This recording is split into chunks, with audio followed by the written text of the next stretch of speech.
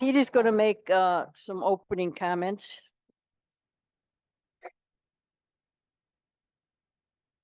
Thank you, Brenda. So good afternoon. For those of you who don't know who I am, I'm Pete Cucuro. I was recently elected to the VOA board. I'm representing Maggie Case, who is our vice president. Until about 2 hours ago, she was going to be up here doing what I'm doing, but she just came back from a cruise and she's very ill and she didn't want to get anybody in this room ill. So we hope she's doing better, or will be doing better. She was going to be representing Sue Wasserman, who had a long-standing commitment. She's out of town, so you stuck with me. It's my privilege and honor to welcome the candidates and all of our members and residents.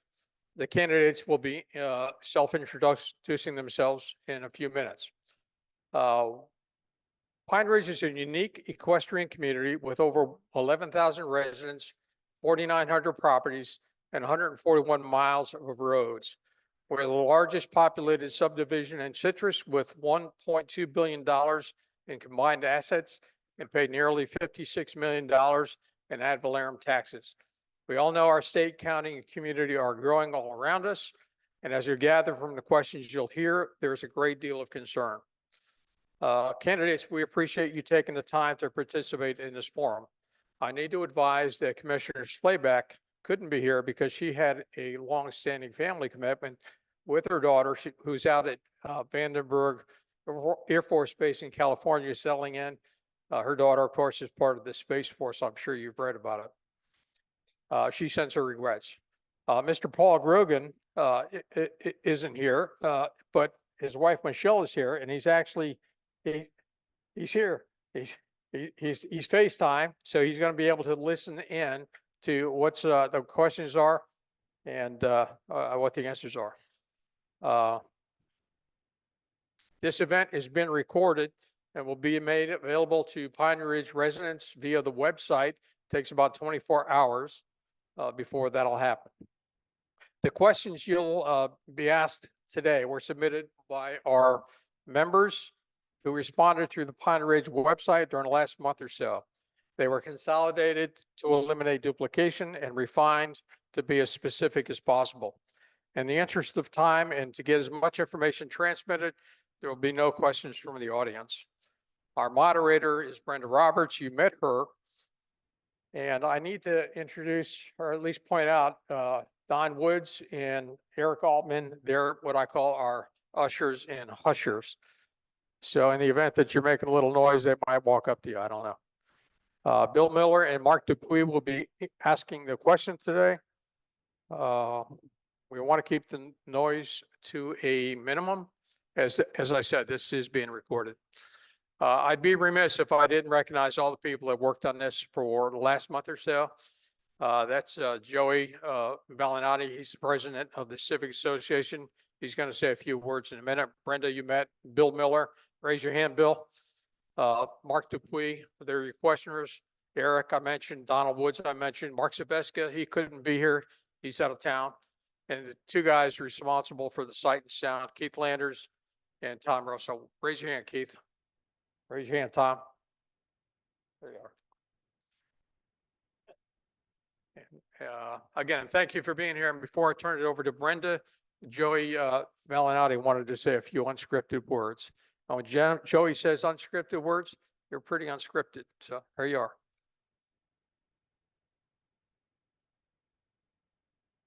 I'm Joey Valinati, president of the Civic Association. Once again, I'm going to thank all of our residents that came here today. And I want to thank all of the commissioners, a couple of incumbents and the newcomers, for taking time out of your schedule, a busy schedule and a busy life, to come here and have us get to know you a little bit better. You are the next level of government after our Pine Ridge Property Owners Association board. We have a board here and they meet just like you do, and we come in and we ask questions and they discuss all the policies. The difference is you guys get paid, and once you're getting paid, it's a whole nother animal, because if there's an issue that somebody doesn't agree with, if they don't like something you're doing, it's public knowledge, and they're on Nextdoor. They're writing into the Chronicle. They're on Sound Off telling everybody what a poor job you're doing. So it takes a certain amount of bravery, which I could never understand in politics. I have no idea. I still don't understand why people get into politics, but I've heard all the reasons. And I got to commend you for doing that. It's a tough job. At some point, you're going to have a target on your back, and that's just the way it goes, because they're not going to please everybody. And sometimes just one issue that a voter doesn't agree with, and you're not getting the vote. It's that simple. You can be doing everything else perfectly, balancing the budget, whatever, and people are funny like that. And if they did vote for you, and then you start doing things they don't like for whatever the agenda is, they go on Nextdoor, et cetera, with all of that. So best of luck tonight with the answers. Oh, by the way, is this not a professional operation we got going on here with the monitors? I mean, these people here, especially Keith, I want Keith to be noted. This guy is responsible for this, and we've had a lot of other help. So thank you very much, and look forward to hearing what you got to say.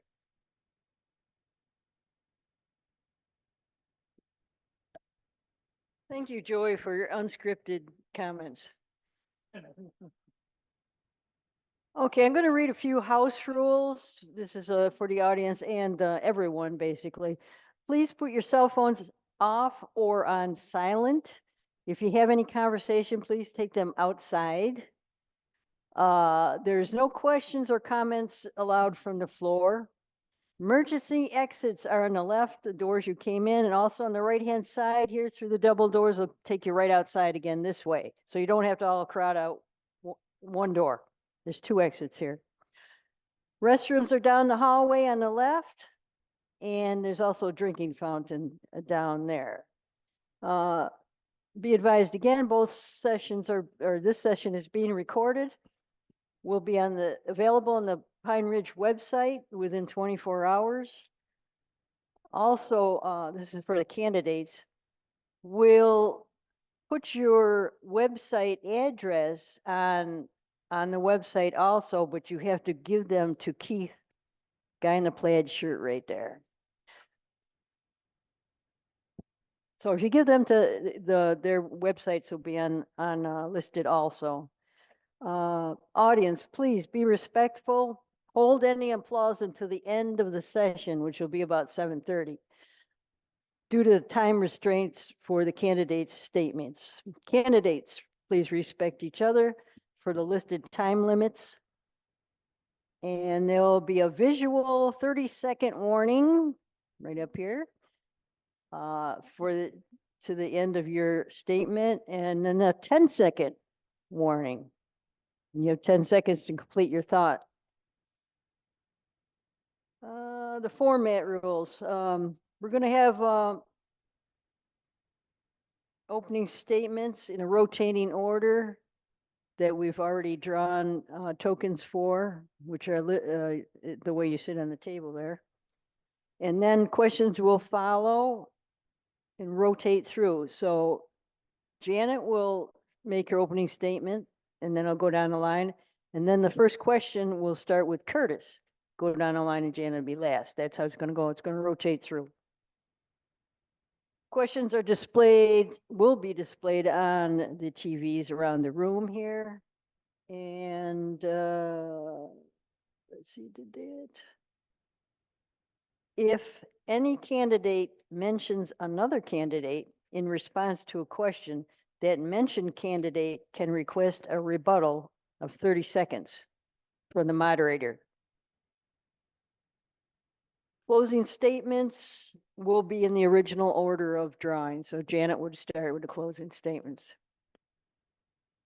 I'm thinking, all right, we're going to start with the opening statements, and we're kind of, hopefully it'll get through. We're going to do a 3-minute opening excuse me, opening statements, 3 minutes. You have 3 minutes or less, and we can start with Janet. My name is Janet Barrick. I live in Citrus Springs. Currently, I am enjoying life, going to Board of County Commissioner meetings every 2 weeks. And I'm used to this 3-minute thing because when I get to the Board of County Commissioner meetings, they say you have 3 minutes. So I have lived in Citrus County since 2006, but I've been coming here since 1979. I'm married to my husband of 53 years. We have 3 children. We have 9 grandchildren, 9 great-grandchildren. They're not running for office. I am. So I'm the one you have to pay attention to. Okay? Just basic information. I have a teaching certificate, a permanent one from the state of New Jersey. I have certifications in Florida and in Michigan. I've taught in juvenile correction facilities for over 15 years. I've taught in county jails. I understand rules and regulations. I was the secretary for the Citrus Springs Civic Association for 8 years prior to becoming president for the Citrus Springs Civic Association for 4 years. I know how things operate. When I go to Board of County Commissioner meetings, I read the agenda ahead of time. I read the backups ahead of time, so I understand what they're going to be discussing. And that to me is important. You need to know what they're going to talk about and how it's going to affect you as a citizen. That's the ones that I want to represent, the citizens. There are reasons for me to run. The basic one is I'm tired of not being heard. And I think that the board needs to step back a little and listen more to the people and the direction they want the county coming in. My biggest thing is roads. I've been pushing for residential road resurfacing and repaving for over 10 years. The second thing I'm worried about is we are moving too fast with our housing, and we have areas that are designated for apartments. If you go to the PUD in Citrus Springs, which is a planned unit development, there are sections in Citrus Springs that are set for apartment buildings. There are duplexes and there are single-family homes. We do have duplexes in Citrus Springs for those people that didn't know that.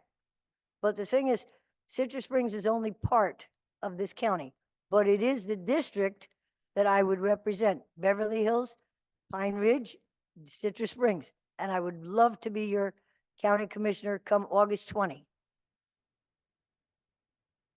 Thank you. Okay, go ahead. Hi, my name is Curtis Bryant. I'm also known as CJ Bryant. So if you guys follow me on Facebook, you might see both names. So it's going to be listed on the ballot as Curtis CJ Bryant to eliminate some of that confusion.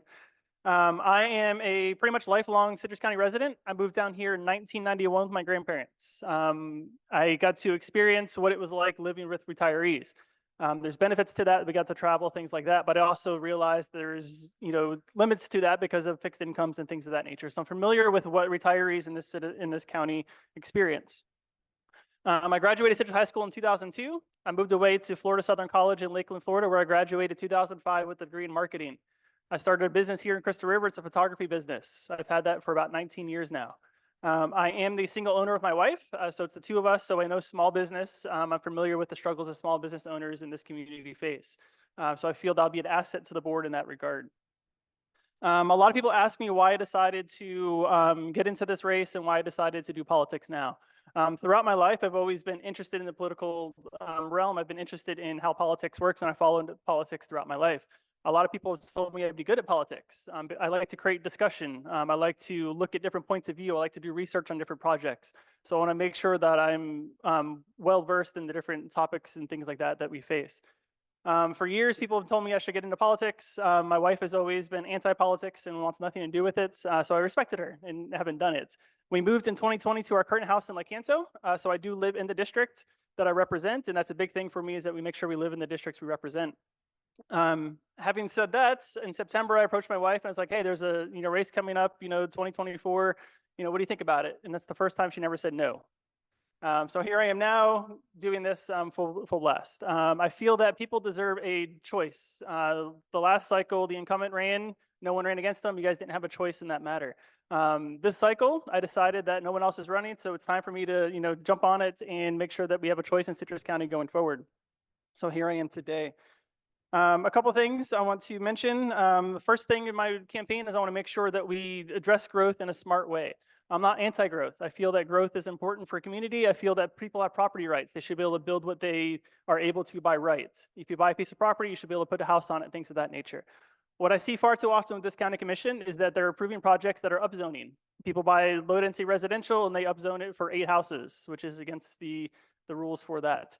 So I want to make sure we have smart growth going forward. I want to make sure that we maximize our tax dollars, make sure we look for different opportunities to save money, things like that. And I want to look at long-term planning to make sure we have a future going forward for Citrus County and what that looks like 10, 15, 20 years down the road. Thank you. Thank you. Okay, go ahead. My name is Holly Davis, and I am currently your commissioner for District 5 and as well as board chair. I always joke, kind of what like Joey said, I never even ran for 8th grade treasurer. I don't have a political bone in my body. I was always a great voter. I always did my research. I always followed politics very closely, but I never wanted this job. And I grew up in Citrus County though, and I love this place deeply. When I moved back here as an adult, I realized that we were woefully unprepared for the Suncoast Parkway extension, despite knowing it was coming for at least 2 decades. So I threw my hat in the ring in 2020 to bring my career experience as a strategic planner. I was absolutely gobsmacked. We don't have a strategic plan in Citrus County, which apparently quite a few governments don't. So I managed to get that started with the help of a very supportive board, and that's important. That was my #1 campaign promise, and I started delivering on it in 21, and it came to fruition in January of 23, which is pretty much light speed in government. But most notably and uniquely, I strongly advocated that it be a citizen-led plan. Most strategic plans for government are the 5 commissioners figure it out. You don't want the 5 commissioners deciding something that important when you can have all these smart brains in the county that love it so much. So ours is a citizen-led plan. That strategic plan has been the driving force behind all the great progress that we've made under our current county administrator, Steve Howard, whom we hired 18 months ago. You've seen a few dramatic things. The widening at 491 at 486 is now moving at light speed. We have the Inverness Business Park. Again, all of these projects have been stuck in molasses for a very long time. They're now moving forward with great progress. We also have a new animal shelter en route and a whole ton of other things. Just wait till you see what is coming this year and next. This year, we are completely overhauling residential road repaving. We have accelerated progress in all facets of the county's work with fewer staff than we had in 2007. Let that sink in if you don't think we're fiscally conservative. There's now a progress dashboard at citrusbocc.com, so you can actually see what we're doing with your tax dollars. This is really important. We are required to be transparent. We are transparent, but if you are not effectively transparent, if you don't make it easy on people to find those answers, then you're not truly transparent. I've been a registered Republican since 18, but I do strive to balance the needs of all 170,000 plus residents.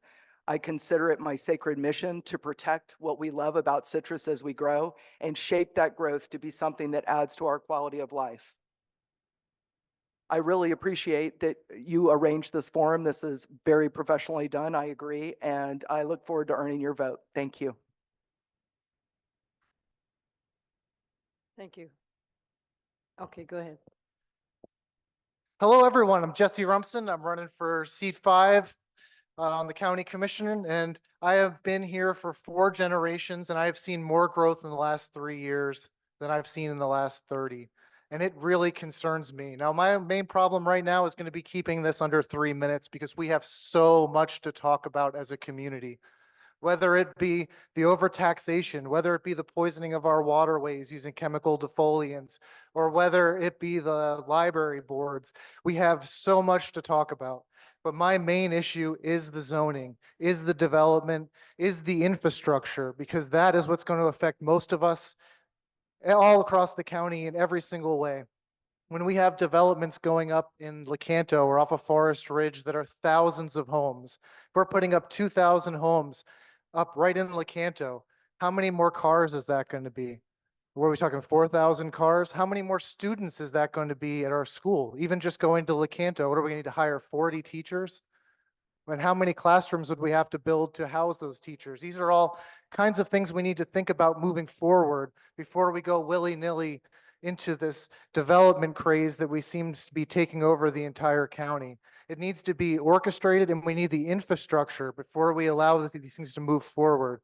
We need the sewers, we need the water reclamation, we need everything in place before we can allow this. We have homeless people, we have people that are unemployed that need these jobs, and we need to make sure that we are prepared as a county for the growth before we allow the growth to happen. Now, we've seen developers and builders come in, especially the people of Pine Ridge who had to fight for the golf course. How hard did you have to fight? How much did you have to spend on lawyers to fight the county commission just from rezoning something that should have never even been on the table to begin with? And then you had the same thing with the people of Bozello or the people of Lecanto. It's to have your voices heard is the reason that I am running. I am running not to be your leader, to tell you what I think you should do as a county. I'm running to be your representative, to have you come and tell me what you want to see me attempt to accomplish on the board.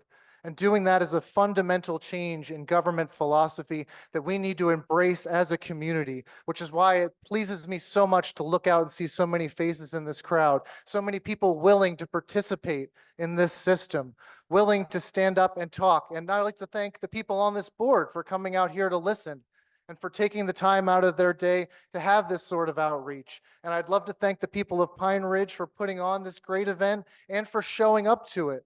And that's only the beginning of our battle. So we need to lock arms as a community and decide what is best for us. So thank you very much. Thank you. Go ahead, Jeff. I'm Jeff Kennard. I'm one of your current county commissioners for District 1. And I hope that when you go to the polls, vote for your next county commissioner, you'll decide based on not necessarily who's popular or who's saying things that you think might be correct. We're all entitled to our own opinions. We're not entitled to our own facts. And the facts are that over the past 3 years, our growth rate has been, in 21, it was 1.7%. In 22, it was 3.4%. In 23, it was 5.1%. When it comes to taxation, in March of this year, Smart Asset ranked Citrus County the 12th lowest taxing county in the state of Florida. Now, I would rather us be much lower, but we are the 12th lowest out of 67. That's pretty impressive. We're 82 in the entire country. That means out of 3,400 plus counties in the entire country, we ranked in the bottom 3% for taxation. That's hardly over taxation. I would suggest when you pick your next county commissioner, you decide on education, experience, leadership, proven track record, and vision for the county and governing philosophy. I'll tell you my education in '89, I graduated from Florida State University with a bachelor's in science, where I studied chemistry and biology. I went on to Palmer College of Chiropractic. I graduated with my degree, my doctor's degree in chiropractic, where I also received honors in research studies.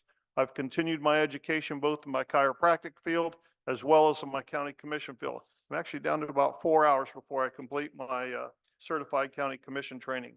And on my days off, when I'm not working for the county or working in my office, I'm a licensed U.S. Coast Guard captain. My experience, I'm 7 years on the county commission so far. This November will be 8 years. I've served as the liaison to Representative Masulo, Senator Simpson, Senator Rick Scott, and I've had face-to-face meetings with every single one of them representing our initiatives here in the county, including Senator Marco Rubio. I've served as the chairman of the county commission. I was nominated a second time to serve as the chairman of the county commission, but gracefully declined so that both of my newly elected colleagues would have the opportunity to serve 1 year as the chair. I believe that was in 2020, 21, I believe. So I've served as the chairman for the Hernando Citrus MPO Transportation Planning Board. They assigned me to the statewide organization, the MPO Advisory Council to the legislature. I have a track record for advocating for low taxes. Last year with the big tax hike, that was the first year that I voted against the budget. Unfortunately, we lost that vote 3-2, but until that time, we have voted the millage rate, a decrease in the millage rate. It was actually lower than when I took office in 2016. As my colleague said, county government's getting smaller. Our reserves are up, our taxes are low, and our Moody's bond rating is a AA3, which is impressive. Thank you, Jeff. Okay, we're going to start with question number 1, and Curtis will be the first to answer, and then we'll rotate through the rest of the candidates. Here we go. On behalf of Pine Ridge, we'd like to know what measure of weight you will give to those who contribute money to your campaign compared to those everyday people who follow the issues and vote, but can't or don't contribute. How do you personally square that regarding issues of importance to you and the voters?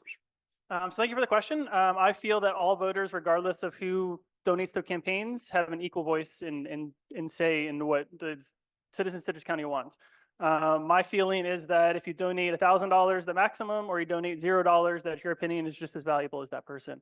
So I have a open door policy. I feel that anyone should be able to reach out to their county commissioners, set up meetings, phone calls. So I would embrace that regardless of who donates to those. I'm also the only candidate in this race that has decided not to take campaign donations from developers. I always thought that as county commissioners, we're going to be voting on these developments coming forward. And it was just a conflict of interest for us to sit on the board and vote on projects from people who had paid us money for those projects. So that's kind of my philosophy in regards to those types of donations. But again, I feel that everyone should have equal voice in say in the government. I forgot to mention 2-minute responses for the questions. As I mentioned previously, I have never even ran for 8th grade treasurer, so asking for money was a whole new ballgame for me. The very first check I got, aside from my father and stepmother, was from a local businessman, and I looked at him because I'm totally novice at this, and I said, "This does not buy any votes. You know that, right?" And he said, "Never even crossed my mind." So I am proud that no one has ever tried to buy my vote. I think that probably speaks to my honor and ethics. And 2 seminal points here. Number 1, I was part of the unanimous vote against a developer in Pine Ridge, and he has given me money. I have accepted it, but I voted against it. Okay, so that is my honor and my ethics. Secondly, I have spent an extraordinary amount of time the last 3 years trying to fix a neighborhood in my district. Haven't gotten a penny from them. And I worked my tail off and then still got yelled at the end of it because so far we've not been successful. So those are my ethics.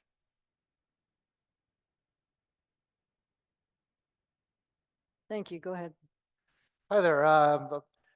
Curtis, I think misspoke because I too have vowed not to take any money from any developers or contractors or realtors, because I too believe that is a conflict of interest, and it shows the integrity, which is why I also don't ask for any money when I give speeches.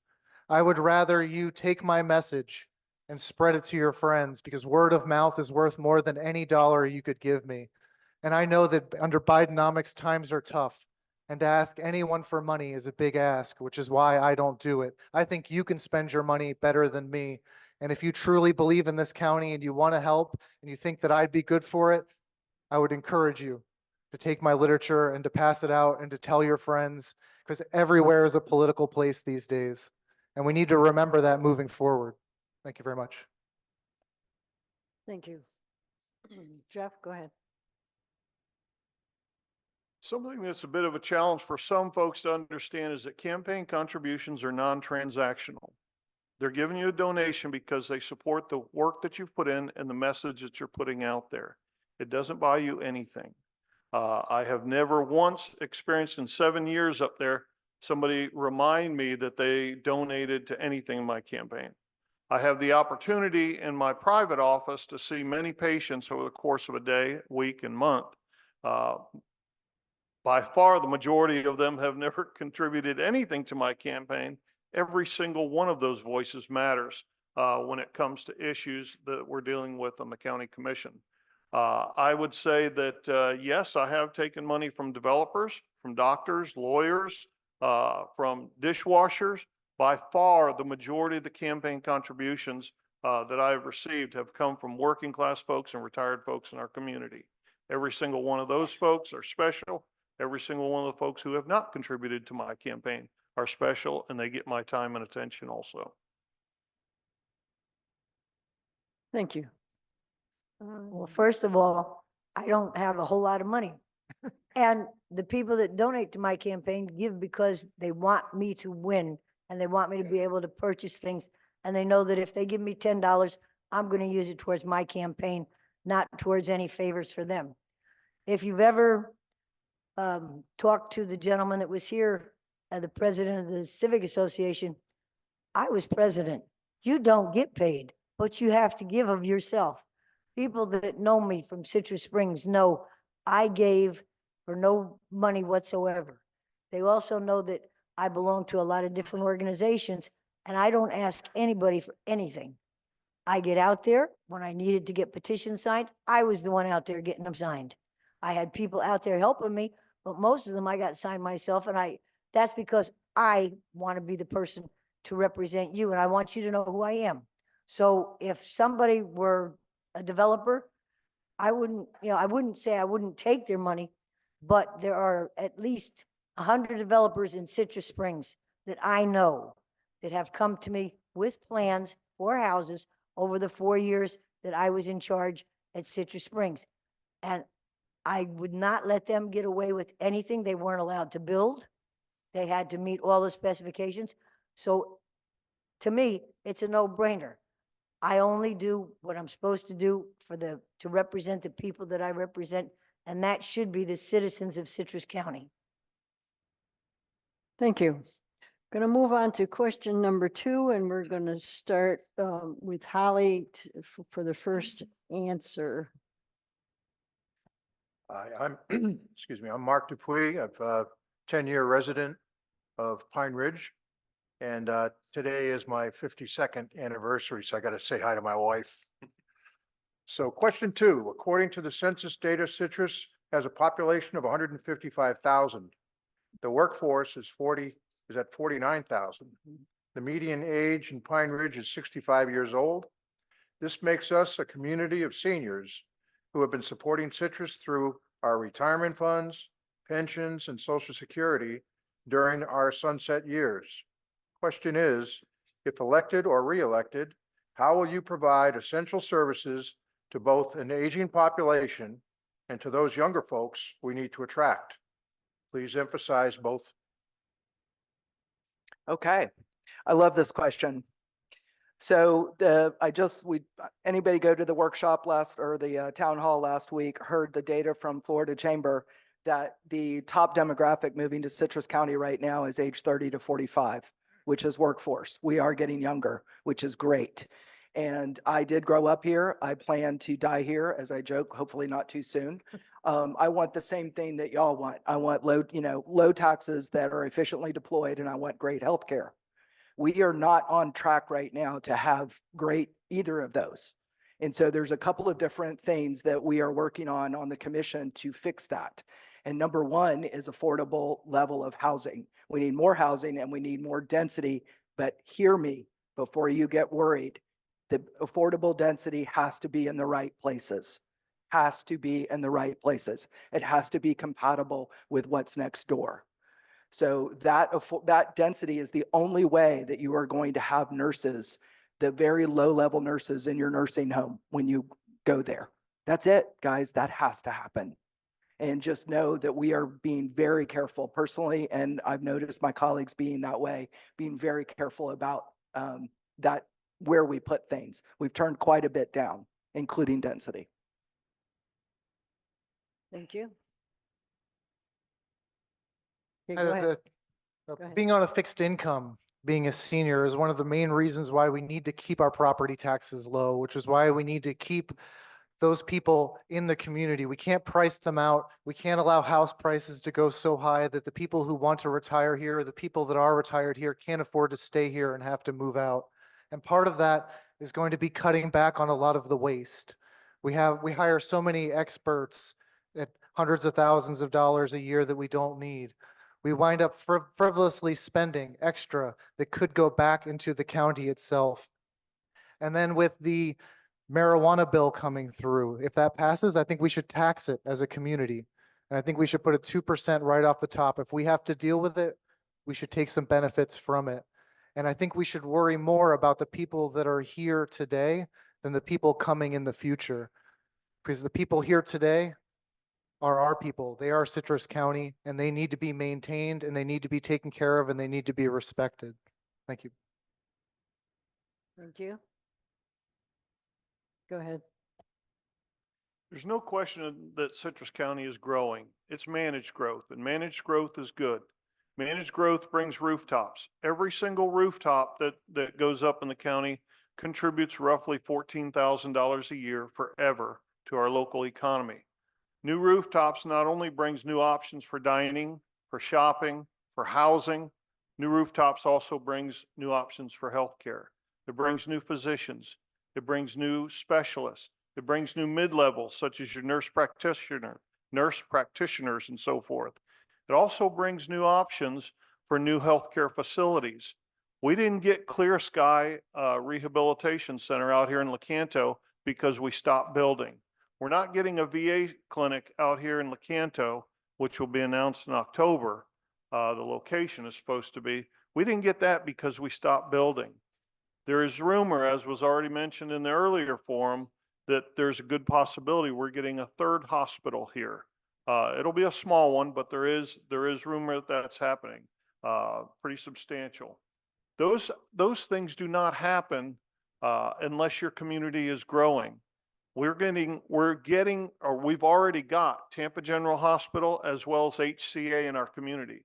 Those are two giants in the healthcare industry. Make no doubt about it. There's no question about it. Those two will compete for the patient dollars. And the way they compete is by bringing physicians up here. They want the specialist care. They're going to bring specialists here. We just heard last Thursday that Tampa General is now hiring a thoracic surgeon.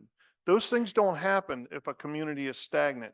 When you're growing, as we are growing, good, smart, managed growth growing, the growth is happening where it's been designed, where it's been planned for decades. This is good for us young folks, good for the young folks in the community, and good for those of us who are aging. Thank you. Okay. You ready? That's it, right? Janet, ready? Yes. All right. Over the course of time, we have education in this county, and we've changed. We used to have the Withlacoochee Technical High School. We need to go back to training our students for professions other than going to college. We have to build our workforce so that we keep our residents and they make money in the same time. I go to the doctor in Beverly Hills. Every so many months, he gets an intern in there, and I'm very fortunate I get to see the intern. And then I ask the intern how he likes working with my doctor. And every time he says, well, I'm only going to be here for a few more weeks, and then I'm going on to another. They don't want to stay yet. We haven't got a plan in place, and I can't come up with a plan because I'm just a person. I can listen to options from residents. I can listen to options from doctors. We need to figure out together what we can do.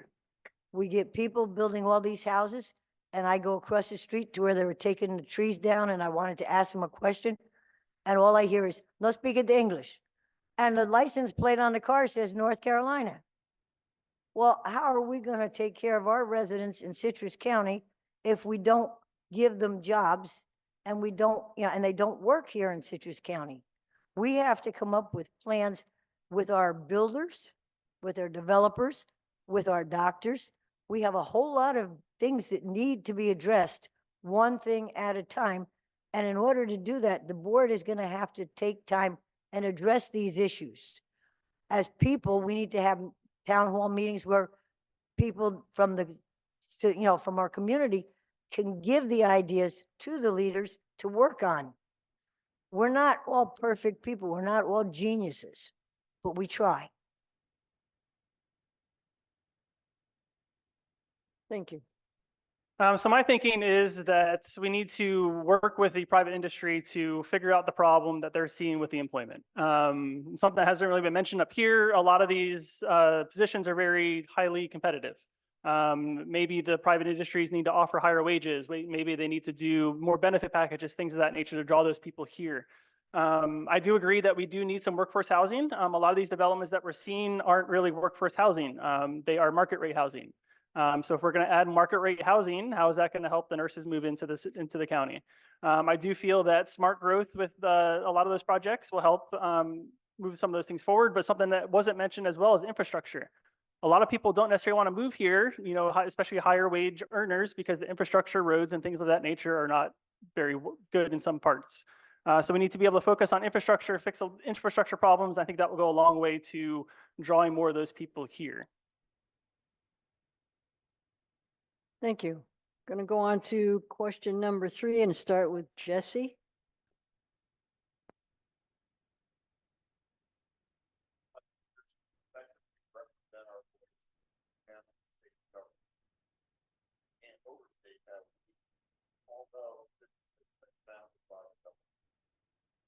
Developers provide essential services regarding business, commercial structures, housing, and infrastructure. All is important to our society and civic environment. As our elected voices, how will you protect the interests of existing taxpaying residents who have been supporting the existing infrastructure? We couldn't ask for anything better as a question as far as the developers that are coming in. I mean, you hear so much about the growth, but who benefits from the growth most are those developers. And that is why they've been pushing it so hard. That is why you hear it every single day. That is why different people on this board are taking their money, because they have influence and they're willing to push that influence to make money. And they're not even all the time citizens of Citrus County. They see the dollars, they see the land, they see the zoning, and they move right in. But there are other things we can do to mitigate this and grow even smarter. Why don't we offer tax breaks to companies that want to come in and they want to settle in buildings that are abandoned right now?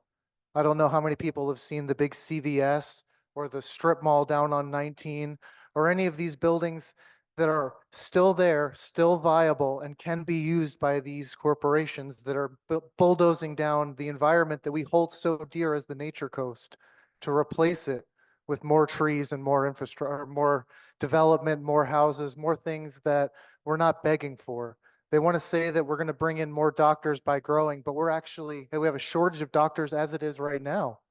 So if they have these positions to be filled and they're not being filled, then how are we going to fill them? We can't just fill them by building more people to create more demand for jobs that we don't have filled currently. So taking care of those citizens here now should be the responsibility of the board, and being able to bring that to the higher level to get that sort of money and support from the people is so important, which is why the first thing on my palm card is town hall meetings. All right, I'm not going to have every single answer to all these questions, but I can trust that the community that I represent will have those answers. And in a long form discussion, not a 3-minute to the board talk, a back and forth between the community and their representatives is the only way we're going to hash out this problem in an intelligent and, oh, there goes my time. Thank you. Jeff, go ahead. Well, first, I'd be remiss to not point out that everybody in this room will be going, when we leave here, we'll be going to a home that a developer built, and that we can be thankful for. So it doesn't make sense to me to vilify folks who are investing hundreds of millions of dollars in our community. Now, do we need to keep that in check? Do we need to make sure that we grow smartly? Of course we do, and we've been doing that. When a builder or a developer has to come to the county commission for approval of something they're wanting to do, that's our opportunity to have them contribute to our infrastructure that we'll all benefit from. How do the new folks moving here contribute to our infrastructure? Through impact fees. Since I've been on the board, we've raised the impact fees up to 100%, up to what's allowed by the last study that we had done. Now, impact fee studies can only be done every 4 or 5 years, and we're coming up due for that again. Once that study is complete, I believe this board will likely raise that the impact fees for residential home per square foot of commercial building up to what is required or what is recommended in that study, so that we can afford the improvements in growth or improvements in infrastructure to handle the growth that's happening. That's how you do it. You don't tax your existing residents to increase infrastructure. If you want to use some of your existing tax money or general funds for infrastructure, you look for savings within your current budget. And that's exactly what the county commission has done for years. We used to have a commissioner savings account where any money that we saved went in there and we would use that money towards infrastructure projects. You don't increase your budgets. You should not be increasing taxes to pay for infrastructure that's required by growth. Thank you. Go ahead. As Citrus County has grown, there was a comp plan. And the comp plan is a comprehensive plan and it should be followed. Part of that is when a developer comes in, they're responsible to put in the infrastructure in that development prior to building any houses. And that's prior to building any houses. If you go over to Citrus Springs and you go on Deltona Boulevard, you will see the Habitat for Humanity project. The houses that are going in there are being put in one at a time, but before any house was built, the infrastructure, the roads, the sidewalks, the electric, the water, everything had to be put into each property. And that's what the developers need to be made accountable for. And we need to make sure we make them accountable and they pay what they need to be paying up front so that the tax-paying citizens aren't taxed and taxed and taxed because things weren't done properly to begin with. And that's where I feel that, you know, we need to follow the comp plan and make sure that the PDC brings things to the board so that the board can look at it and say, yeah, it's good, no, it's not, or maybe you need to go back and change things on your planning and make the developers responsible for our county so that it looks the way we want it to look, not the way a hodgepodge would look where, well, we didn't do this yet, we didn't do that. There's a lot of places in Citrus County that do not have internet. How can you tell people to go on the internet and look something up if we don't have the internet infrastructure in? Thank you. Thank you. Go ahead. This goes back to making sure that we're maximizing our tax dollars. For years, the county commission has not put the proper money into road resurfacing projects. It's been at a 40 or 50-year cycle. Just recently, this past budget, which one of the commissioners on this panel declined, was a increase in the budget for road resurfacing to $16 million. By neglecting to increase road resurfacing budgets or other infrastructure projects, the longer we wait to put those projects into effect, the higher cost it is to get those projects fixed. Road resurfacing today is 2 to 3 times more than it was 2015, 2016. So by delaying and not making those decisions a priority back then, we're paying the price now and higher costs for different things as prices increase for those projects. So my main thing is to make sure that we get in, when I get into the board, make sure that we're making decisions to prioritize those projects, build out the infrastructure needed to supply these communities. Another thing that we're not talking about is like lift stations and things of that nature. All these communities that are being built, they require water services and sewer. Guess who pays for the lift stations for the most part? It's the county, the current county citizens. So it's basically a subsidy to the developers because now they're getting a lift station put in to supply their development versus having them pay it for it directly. Another thing is that we have a lot of buildable lots. So they believe it's 55,000 current platted properties in Citrus County. Why aren't we building the infrastructure to maximize those uses and to put the houses into those communities that are already designed rather than building new communities that require more infrastructure projects? Thank you. Go ahead. I'm going to say that I agree with everything that my colleague at the end of the table said. I can't really say much more than that because of sunshine laws. This is not a publicly noticed meeting. But I will say what I can say is that the developments, when they come before the board to get approval, that is, I came up with the term negotiated voluntary concurrency. There's something that the county got rid of many, many years ago, many boards ago, called concurrency. That and impact fees are how developers paid for all of the infrastructure for any new development. And it was very short-sighted of the former board to get rid of concurrency. Also, when I joined the board and the first time I heard about impact fees was 2021, we do it every 4 years. I was the only one that advocated for going from 50% of what the consultant said we should pay up to at least 60%. I thought we should go to 100, but I knew with the the temperature of the current board, there was no way I was going to get that. So I went for 60. 2 members of the board, they're no longer on there, actually wanted to do rollback. Okay, actually do rollback to go down to like 40, I think it was like 47%. So we did at least get to hold at 50. The current board could not raise to 100 fast enough. It was almost comical how fast we voted 3 different times last year because it's a process. So impact fees are super important. I will correct the road repaving. We are actually at an 80 to 100 year cycle. Best practices is 25 years at most. And I was one that took all the heat last year for a 7.3% increase, not an 18%. We are now at a 25% or 25-year cycle.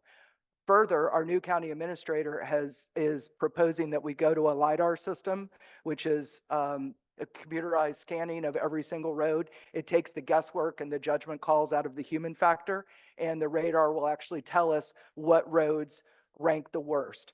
We also did this board also did 38% of we rejiggered our road resurfacing, and now District 3 is getting 38% of our budget.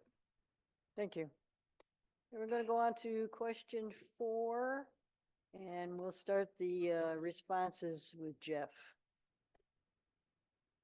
Question 4, Citrus County is the nature coast. Term nature coast has different meanings to different interests. Pine Ridge was built based on equestrian, golfing, nature interests, and insect and animal sanctuaries. There is so much growth on the way. We are at risk of paving over paradise. We see a county government anxious to accommodate developers. Question is, how can the BOCC provide improved oversight to the PDC and the Land Growth Management Division to ensure residents' needs are considered with the same weight as developers' wants? It's a good question. Part of the premise I reject that we're anxious to accommodate developers.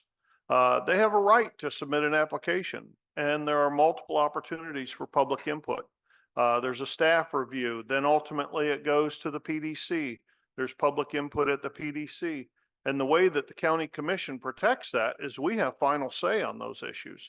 Once it's finished at the PDC, that is a recommendation with conditions that come to the county commission. Sometimes we approve those applications, other times it's not right and we deny those applications. I think everybody in this room has likely witnessed that. And during the course of that, if we are approving an application, we have the opportunity again, as has been talked about a couple times now, to require the developer to do more to improve infrastructure, but we can also require the developer to do different things with their landscape buffers, with their open spaces, all of those things. That is the time to negotiate those things, and public input helps. Certainly, whenever those applications are heard at a public hearing, a quasi-judicial public hearing with the county commission, you get an opportunity to give your input. That is the time to be there and suggest what things people like about it, what things the public doesn't like about it. Most often, over the past 8 years, there's been very little public input, except on a handful of occasions. And I think those people that show up to those public hearings will tell you that their voices are heard. So I do believe that the county commission hears the voice of the public. We do respond to that, but certainly there's staff weight that goes into it. There's PDC, we take their input, and then we take the public input as well. Thank you. Okay, go ahead, Jan. Well, I'm going to take a different direction. If you look around your community, it's not big developers that are building in our area. It's single developers that come in and they clear cut the land. This is a bird sanctuary in Pine Ridge. Citrus Springs is a bird sanctuary. They clear cut the property directly across the street from my house about a week ago. Today, when I took the dog out for a walk, I had a bat come underneath my front porch. I've never had that in 15 years. Why did the bat come under my porch? His tree is gone. We are not making the developer or the single-family house developer responsible for keeping our nature coast a nature coast. We are allowing clear cutting and not making them put stuff back.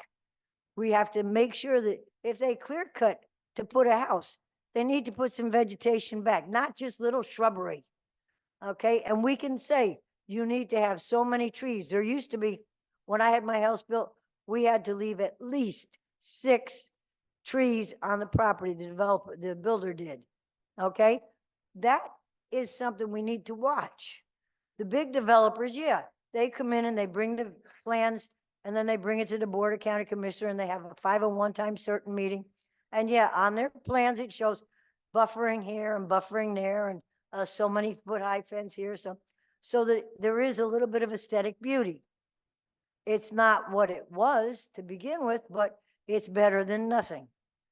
But we need to also make the individual house builders aware of what they are doing. We want to keep the nature and nature coast. You can't keep nature if you don't have a tree for a bird, if you don't have a place for a bat. Thank you. Curtis, go ahead. So I think one of the problems that we're seeing is that far too often we're given into variances on things like the land development code. Developers come in with their projects and say, hey, instead of a 25-foot buffer, we want a 10-foot buffer. Or instead of counting, this is open space, we want to count drainage as open space and things of that nature. So the board can make a policy to where, it's already a policy, but we can enforce the land development code and make sure that developers are adhering to the code that we created. Now, if there's pushback from that, from the people in the public, maybe we need to reevaluate the land development code or the comprehensive plan. But there's a public process for that. We don't just do it project to project to project, making variances, to each individual project. Another thing we consider is the way that the public workshops are held. A lot of times they're held at in the afternoons. The PDC meetings are like 11 o'clock, I believe. A lot of the working people can't attend those meetings, so a lot of the public input isn't available. Yes, they can email, yes, they can make their voices heard that way, but email carries different weight than getting to a podium and telling the commissioners what they feel about a project. So I'd be open to changing the public process, maybe making it later at nights in the evening for people who work till 5 o'clock. They can't make the 5 o'clock meetings, but I believe that the public input is a way that we can help create this or help manage this issue and create some more discussion with the people.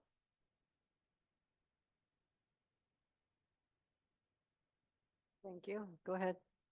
I also reject the premise that we're paving over paradise. 50%, 50% of our area will remain wild. It's forest, it's wetlands, and it's water.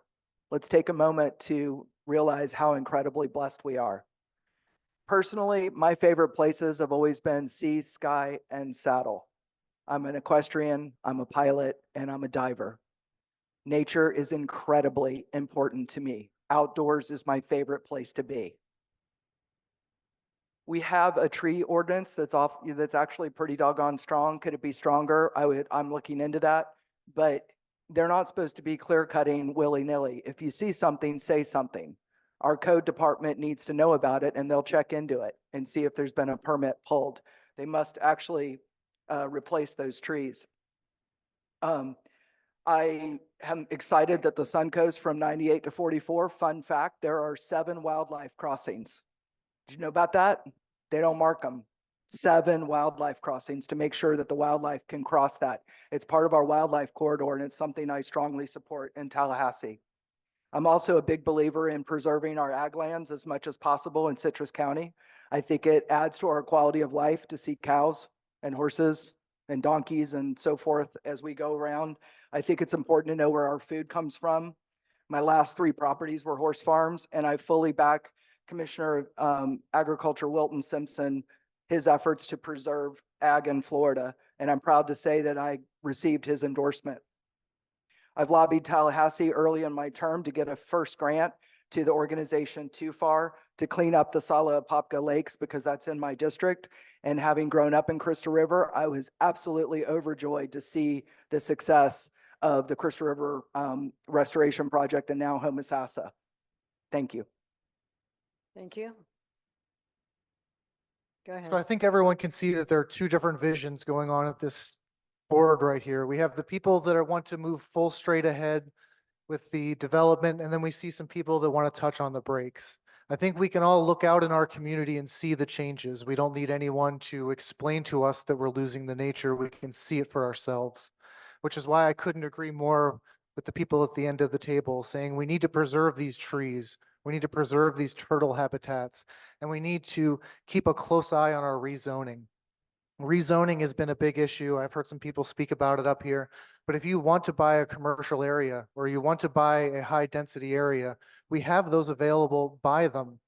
Don't buy a green space. Don't buy a mangrove field. Don't buy a golf course. And then come to me on the commission and tell me that you want to change what it is. Buy what you want to buy to build what you want to build. It should be as simple as that moving forward. So to see those sort of exemptions being handed out or being justified, if they should be so few and far between that it shouldn't even be an issue that comes up on this board, which is why maintaining the nature and the nature coast is my utmost priority as a candidate. I grew up here my entire life. I couldn't be happier to go to Three Sisters Springs going up, but now it's not a wildlife place where I can go and see trees. Now it's a park with a big dock. I always loved going for nature walks, but how much of that nature am I missing now? And to raise up another generation in this county, I would like them to grow up in the same environment that I did, a rural, loving, conservative community with neighbors that love each other. Thank you very much. Thank you. I'm going to move on to question number 5, and we're going to start the responses with Janet. A major concern within Pine Ridge Estates is the almost non-existent traffic enforcement from the sheriff's office. We can expect this to get worse once the Suncoast 486 interchange becomes operational. In the sheriff's office prioritization process, Pine Ridge comes up short. Part of the reason is we're considered a safe community. Traffic regulation isn't a major variable compared to other higher priority elsewhere. Vehicular, pedestrian, and equestrian concerns are something we live with every day. We'd like to know how a positive relationship with the office of sheriff can be cultivated, providing the increased staffing necessary for public and traffic safety here. Well, the sheriff used to have a lot of volunteers. And I really feel that he needs to get out there and we need to get more volunteers out on the streets. But one of the things that could help decrease the traffic, the speed of the traffic, is maybe at the entranceways to have speed bumps. Not big ones, but have speed bumps. I noticed on the corner of West Hampshire and Elkham, they have put up a whole lot of signage now and lights at night because there were multiple accidents with deaths at that corner. As the traffic increases, you are going to have reasonable talks with the sheriff because you're going to have to position people, not just at the corners where the 4-way stops are. Because the people, if you ride on Pine Ridge Boulevard, how many times have you seen people go at 60 miles an hour? Okay, it's not a 60-mile-an-hour road. Okay, so putting in a few speed bumps every once in a while might be nice. That's one way to do it. But he is also going to have to get his traffic division to man and be physically in Pine Ridge, not just on Mustang, not just on Pine Ridge Boulevard, not just on Elka, but you take Lena, you take Bedstro, okay? Bedstro is a nice boulevard, and it takes you right from Pine Ridge Boulevard straight on over into Citrus Springs to the main area. So you have to have talks with the sheriff and be nice. And yes, it is going to cost money to hire sheriff's deputies, and people need to realize that. But we also need to get volunteers back out there again, because we have older people that are willing to volunteer if you're nice to them. Thank you. My plan would be to get with the sheriff and figure out exactly what he needs, regardless of who it is going to be the next election. Determine what the department needs going forward in terms of staffing levels and what the patrol system looks like. I don't know anything about law enforcement, so I can't answer the specifics, but they're experts in that field. They know what it is that they need, and they need to be able to tell us that, and we need to crunch the numbers for that. We need to take advantage of grant opportunities and things of that nature to lower the cost on taxpayer citizens. We talk about the COPS grant and how the board in the past declined it. There was confusion and frustration between both parties for that decision, but they went ahead and granted him 10 deputies, but declined the grant that would have saved taxpayers $1.25 million. Now there is other things in the back end of that, expenses going forward and things of that nature. But we need to get with the sheriff's office, get with them and determine exactly what it is that they need. And then we need to figure out a way to get that for them and save taxpayer money at the same time. Thank you. Go We, ahead. ready? Go ahead. We absolutely need more deputies. That's why I was one that voted for the entire sheriff's request last budget cycle. The COPS grant was something that I tried very hard as chair to get across the line. I just couldn't get board cohesion on that issue. And quite frankly, there's no way we could have done the entire grant because it would have absolutely bankrupted us and then therefore you. But I would have liked to save the money on at least 10 more deputies. We are already talking in our early budget discussions on the dais about funding another 10 deputies this year. We just need to, we're dealing with a lot of different priorities and we need to all work together as a community and as constitutional officers to get that across the line. I did live in Pine Ridge for 4 years. I had a horse farm here. I'm one that's dumb enough to ride dumb horses. So I have been on the side of Pine Ridge Boulevard riding a high-strung dressage horse or jumper horse. And it's dangerous. It's scary. A lot of my friends here have contacted me about that. And I have floated the idea of speed tables, the ones that are super wide with a super gradual up down. But I need to know that the residents as a whole want those because a friend of mine rides a very low level sports car. He was horrified. He's like, we are no longer friends if you put speed tables on Pine Ridge Boulevard, not because he's speeding, but because he doesn't want to do the up down. But to my mind, putting speed tables at all the equestrian crossings on Pine Ridge Boulevard is nicely spaced and would be a traffic calming device. So I have worked on that. I am open to it. Thank you, Gail, fellow equestrian friend from when I lived here. But I need to know if the community as a whole wants it. Thank you. Go ahead. I think it's very important for all constitutional officers to be in good standing with the board and to have a rapport where they feel free to talk to each other and exchange ideas. I also know that it's not the board's responsibility to micromanage the sheriff's office. The sheriff's office is responsible for enforcing the laws, and they take what we give them and then they allocate it how they see fit. So if that means they want to put it into specialty officers or traffic officers, that is the sheriff's prerogative. So we need to maintain that idea as a community moving forward as to where the responsibility for these different duties lie. So if we have excessive traffic fatalities in Citrus County, that we may want to allocate more officers specifically to the traffic problem, opposed to other things that we're sending special officers on or special training that they are receiving. So as a community, we need to keep that in mind moving forward. Thank you. Thank you. Go ahead. Go ahead. It was said in an earlier forum, I believe my friend JJ Grow said nothing slows traffic down like the sight of a police officer with the bright and shiny lights on right behind you.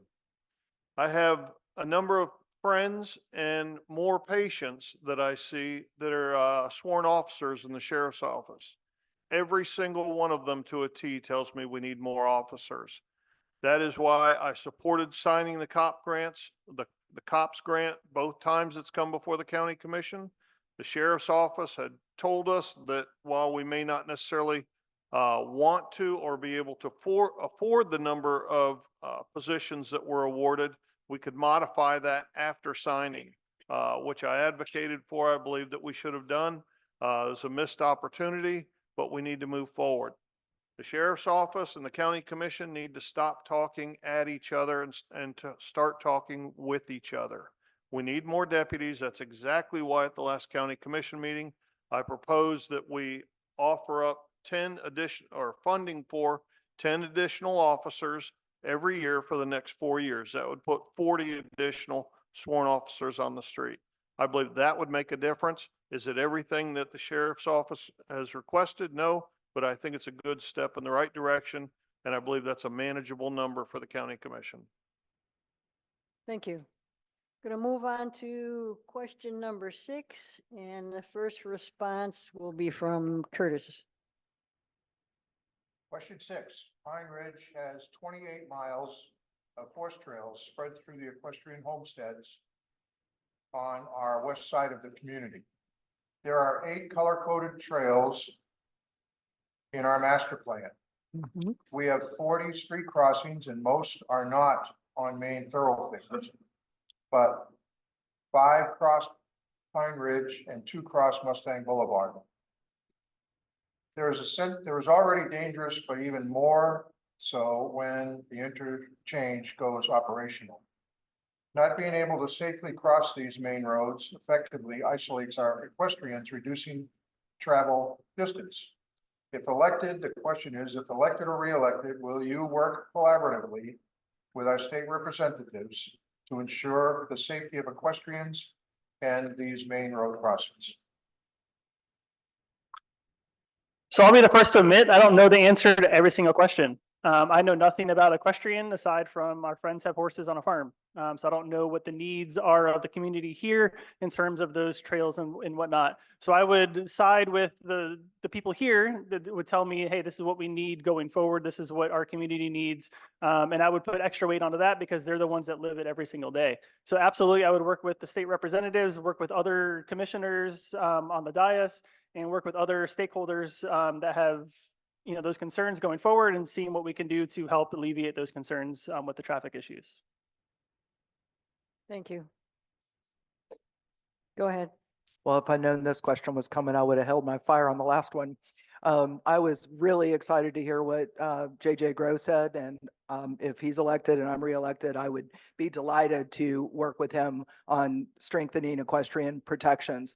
I can't tell you how many times in the different places I've lived, I have just had the bejesus scared out of me by idiot drivers, idiot bicyclists. They don't understand. JJ understands horses spook. And the sad thing is not only can the rider die, the horse die, but the driver can die because they're a high center of gravity animal. And if that driver hits a horse, the horse is probably coming into the front seat with you and it ain't going to be pretty.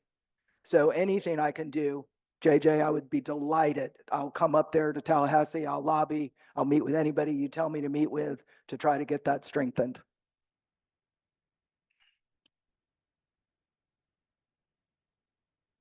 Now, I may be losing some votes, but I've actually never ridden a horse.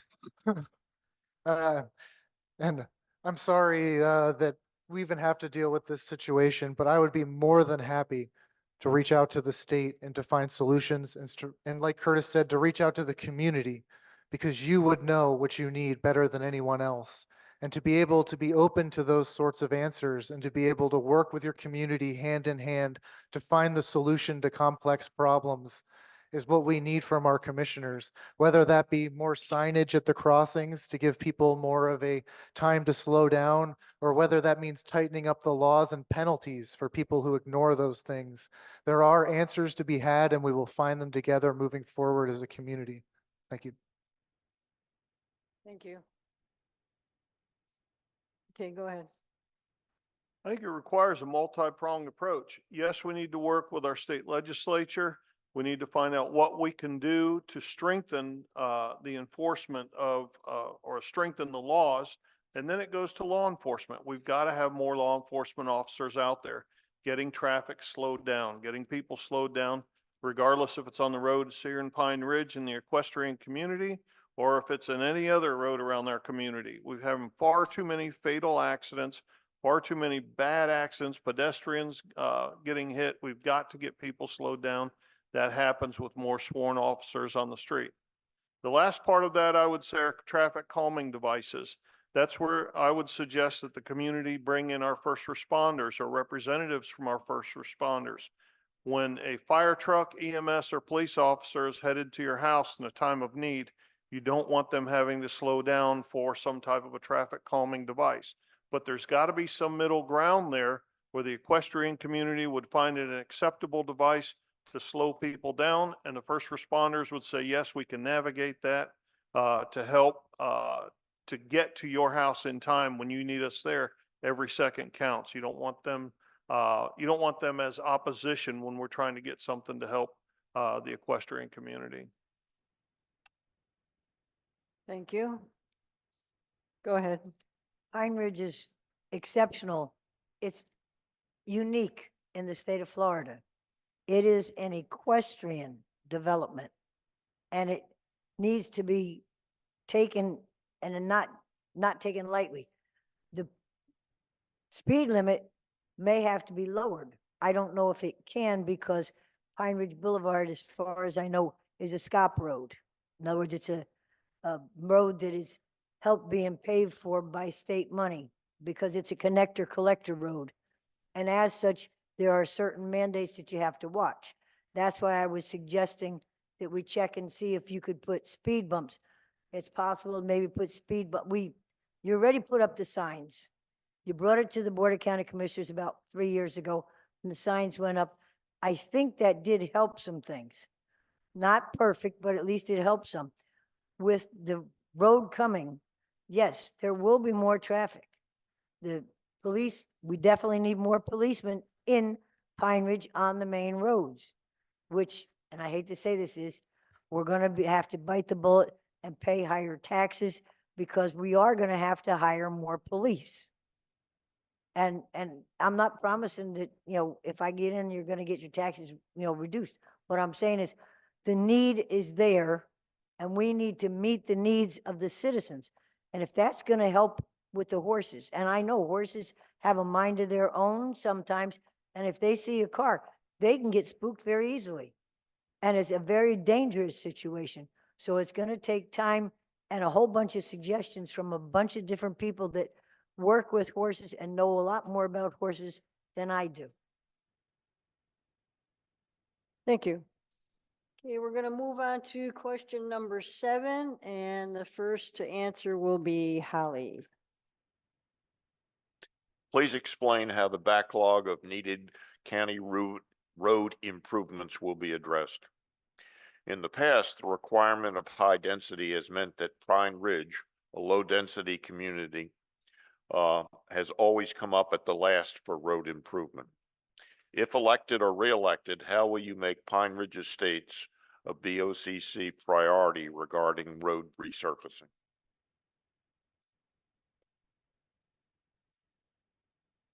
Well, number one, we already took care of one thing, and that is we redesigned how we allocate the money for county roads. It used to be a rating system countywide. We then went within Steve Howard's tenure, so it must have been probably about a year ago, that I think it was May 23, that we reallocated our funds by district. That means that District 3 now gets 38% of the whole county's budget. So that's number one. Number two is we did vote through a 25-year road repaving cycle. That's important. When you're at 80 to 100-year cycle, you are never going to get your road paved, ever. And so that's very, very important. And lastly, as I mentioned earlier, we have not heard it yet, so it hasn't been voted through, but Steve Howard is going to bring LiDAR to us for a vote. And that is to hire a company to do LiDAR scanning of every single road. One fun fact is that you can drive darn near to Yellowstone with the number of miles of roads that we have in Citrus County. And we are desperately behind, desperately. It is going to take time to catch up. The LiDAR scanning will help us rejigger all of that. Pine Ridge is going to see a lot of roads paved in the next year or two. A lot of it's already been apportioned here. And then finally, Steve Howard has also, our county administrator, is also looking at more effective, cost-effective ways to apply treatments to each individual road situation. and that will create much more cost efficiency long-term. The thing, I don't mind paying reasonable taxes, but by gosh, you better make every single penny count with being cost effective. And that's what we're doing with our road resurfacing. Thank you. Throwing things We need to around. make sure that all the money from the taxes that need to go to road resurfacing are going there, whether that's the gas tax, that we don't take it and spend it on anything else. It needs to stay where we voted it to go. Now, part of that might not be resurfacing the entire road. We might have to open up maybe some sort of community website where we say where we see the biggest potholes, where the most traffic is. And if we can get a specific crew to go around and hit these high density areas, these areas that have specific problems that the community needs touched up, that it might be more efficient to send them out to do minor repairs than to go over entire sections and areas.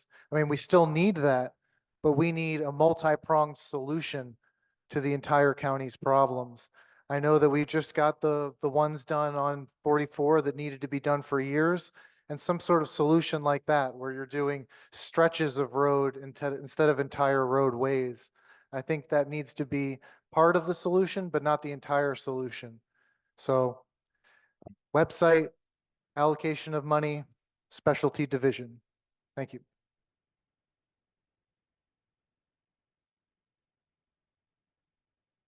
Well, the good news is that part of this, as my colleague mentioned, has already been addressed. We changed the formula that we're allocating specific percentages of money of the road resurfacing budget to each of the districts.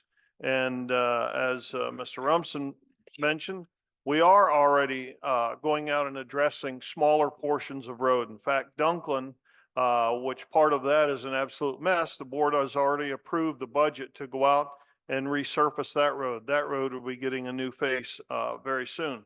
Contrast that with Duncan Feld, that is a total mess. That is an absolute total rebuild on that road, or a good portion of it is.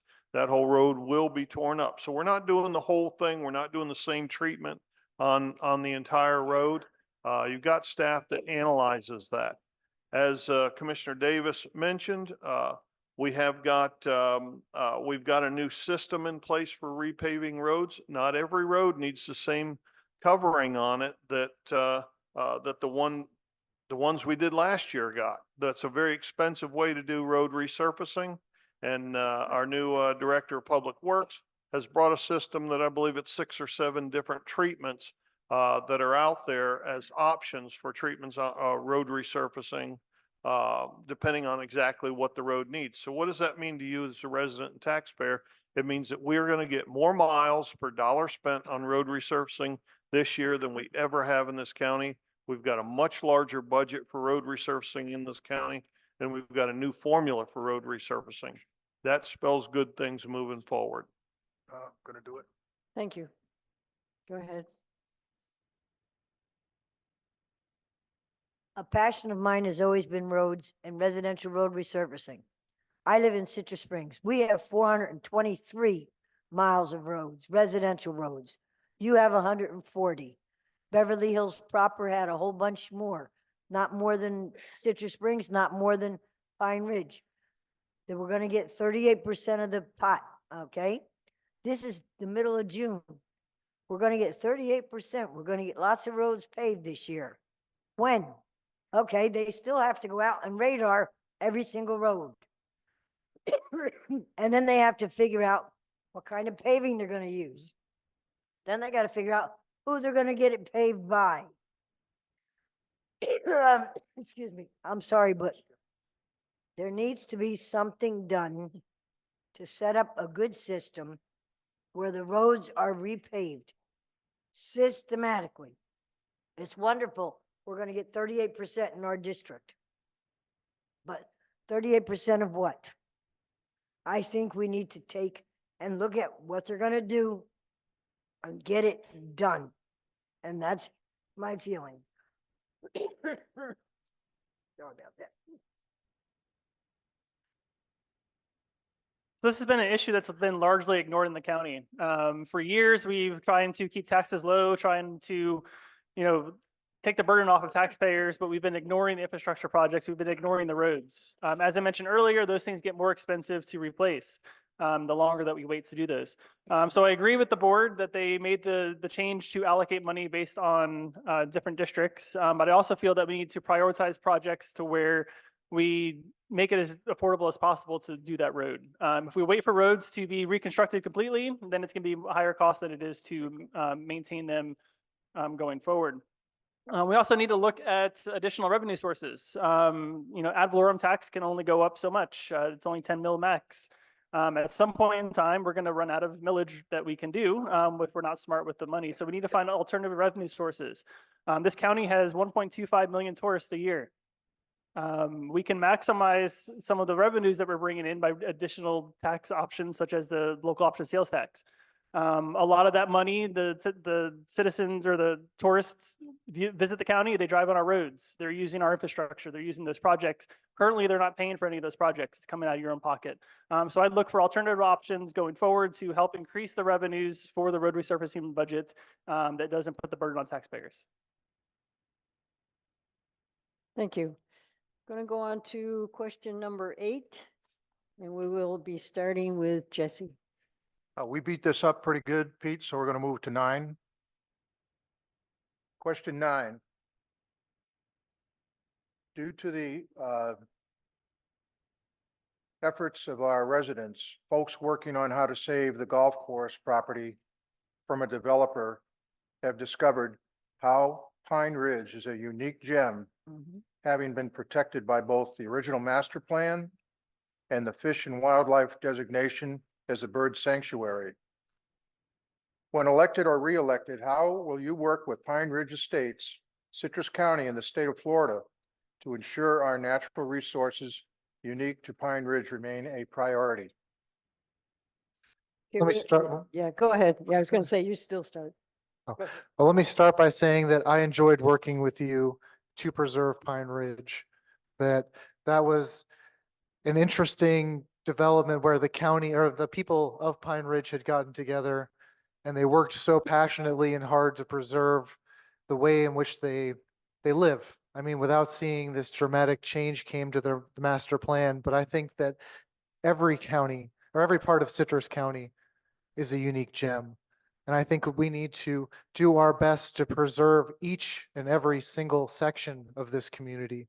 I think that whether it be Three Sisters or the Crystal River or the bird sanctuary or any of the habitats that are home to thousands of turtles, that if we want to maintain those tourist dollars, if we want to keep bringing people to Citrus County to enjoy the nature of the Nature Coast, that we need to preserve as much, if not all, that we can in any given moment, whether that means adding more bird sanctuaries, adding turtle habitats, adding whatever crossings we may need, or even limiting or raising fees for the developers to relocate these animals to proper areas. I did a lot of research into this, and it's actually a lot harder than you would think to relocate a turtle or to move an entire habitat.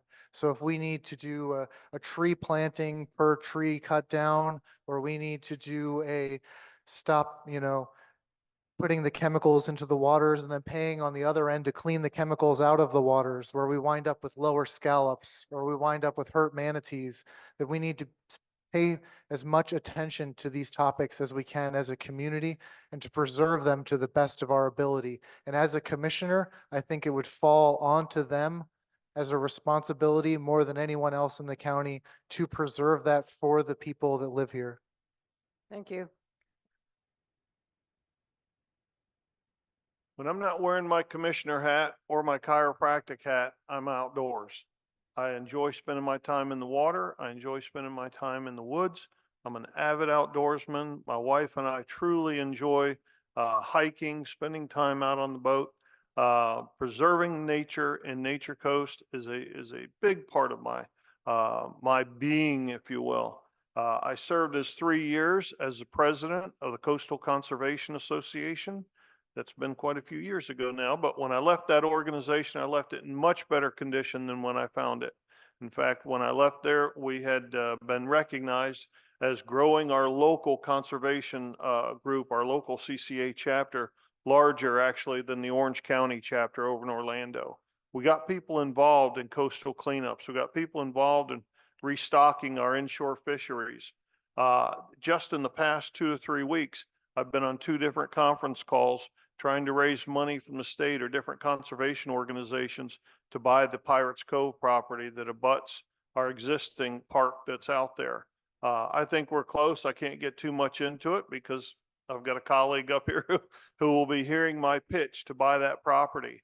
I will continue to work with folks in our community who want to preserve property, who want to conserve property, who want to raise money and buy property for conservation. In fact, it was mentioned earlier about the possibility of a local option sales tax.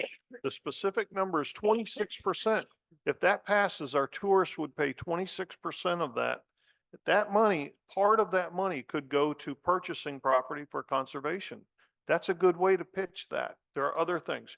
Road resurfacing could be part of it. Law enforcement could be part of it. Education could be part of it. There is a right combination there that I believe our community would support. We're not there yet, but I believe we can get there. Thank you. Go ahead, Janet. Well, Pine Ridge has a plan. They had a plan. It was made as a comp plan. Why do we have to go away from that? Because developers or builders want their way. We as a board need to say, this is what the plan was for Pine Ridge. It is an equestrian, a bird sanctuary, a natural resource. We want to keep, nature coast in Citrus County. In order to do that, we need to follow the plans that were set and not keep deviating and giving, well, that sounds okay. We'll let you get by with that. We'll let you get by with that. Okay? That's not what we should be doing. We need to say, we have a plan in place, and if you don't like it, then you buy your property somewhere else.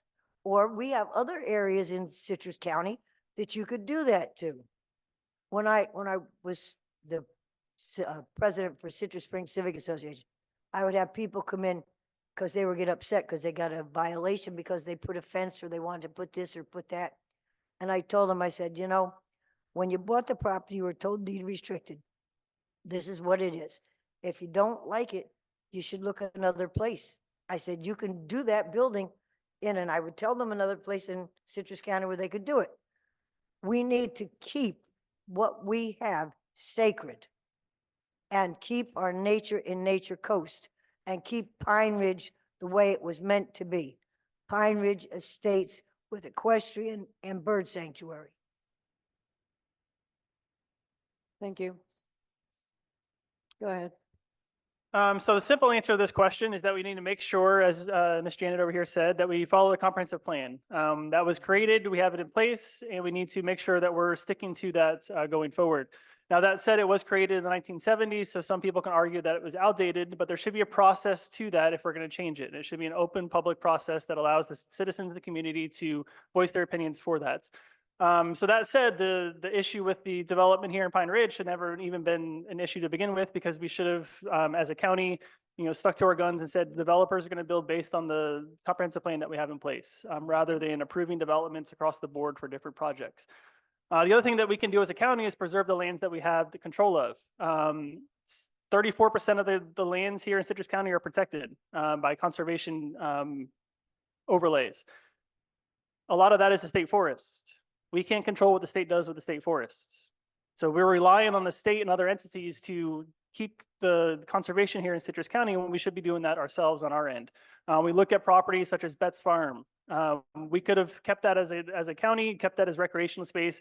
There's options in different counties for adding equestrian road, paths to that. Or we could have done something like ATV parks like other counties have explored. So it's pertinent for Citrus County and the Board of County Commissioners to make sure that we're smart with the property that we have and be able to control what we have rather than relying on other entities to do that for us. Thank you. Go ahead. As I said earlier, and as my colleague said, I am an avid outdoors person. So I'm absolutely in favor of bird sanctuaries. Some of the favorite equestrian times of my life was on the 33 miles of trails right here in this neighborhood. Seeing one of the coolest things about being on horseback is that a lot of times the critters don't alert to the humans when you're on the back of a horse. And I think that's just magical. I am going to have to limit my comments to something like that. We have been told by the attorney because there is pending litigation. I do want to remind everyone it was a 5-0 vote to deny the golf course development.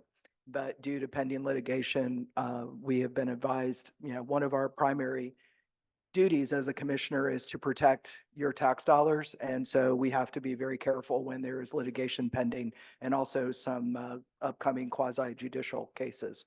I will say that when we have a quasi judicial hearing, when we make a motion, it is very specific legal language and it says based on competent and substantial evidence. And we do follow the land development code and we do follow the comp plan. We have to keep those two things in mind when we make decisions. This is a ridiculously complex job. And I didn't even think I had any idea what I was doing till about year 3. It is a ridiculously complex job if you are not already an engineer, a CPA, and an attorney, all 3 in one. Thank God I'm a strategic planner and I worked for clients over the years where I have to be an overnight expert in 50 million subjects. So it was actually pretty good training for being a commissioner. So just know that I have your back on anything to do with nature. Thank you. Thank you. Going to move on to question 10, and we'll be starting with Jeff. A few years back, there was consistent chatter regarding the extension of the Florida Turnpike while also pushing the Suncoast Parkway north to Georgia. An east to west toll road was proposed to connect them. One connector model had it routed through Citrus County and right through the center of Pine Ridge and Citrus Springs. Just because there's no chatter now doesn't mean that FDOT isn't planning something. The BOCC, after months of hesitation, passed a resolution against the corridor in Citrus. The question: what is your position regarding building a proposed east-west corridor, and how will you protect Pine Ridge and Citrus Springs? I was the only commissioner on the board that was appointed to serve on 2 of those MCORS committees. There were three committees, for those who weren't aware, for 3 proposed new toll roads or limited access highways in the state of Florida. Commissioner Carnahan served on 1, Commissioner Kitchen served on 1, and I served on 2 of them. I went to those meetings around the state. I listened to the discussion from the people who were advocating for it and the stakeholders who were advocating against it. They all got time to discuss their positions. We went through the process. The county commission went through the process and then ultimately voted against the Northern Turnpike extension. I still stand by that. It's the right decision. And if FDOT even breathed the word of it, I would make it very loud and clear that we remain opposed to that road or any connector. The Suncoast Parkway will continue up to Highway 19 at red level. That's planned and funded, but that's the end of the toll roads in Citrus County for as long as I've got a say in the matter.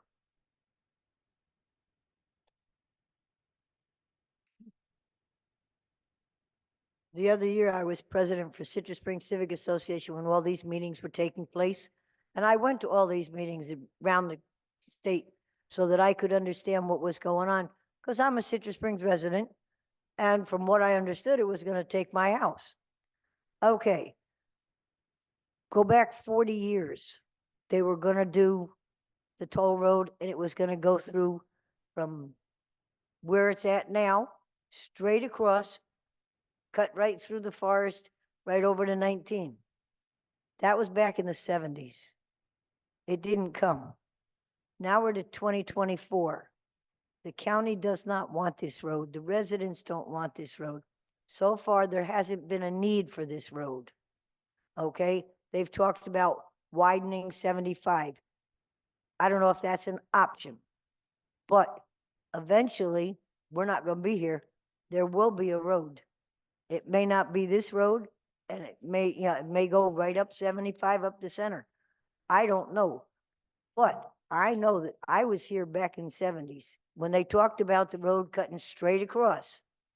Okay, and some of you were here, some of you weren't. And that never went through.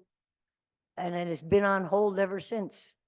Now we've got the veterans, the 589, that will be finished because that, is in the plans.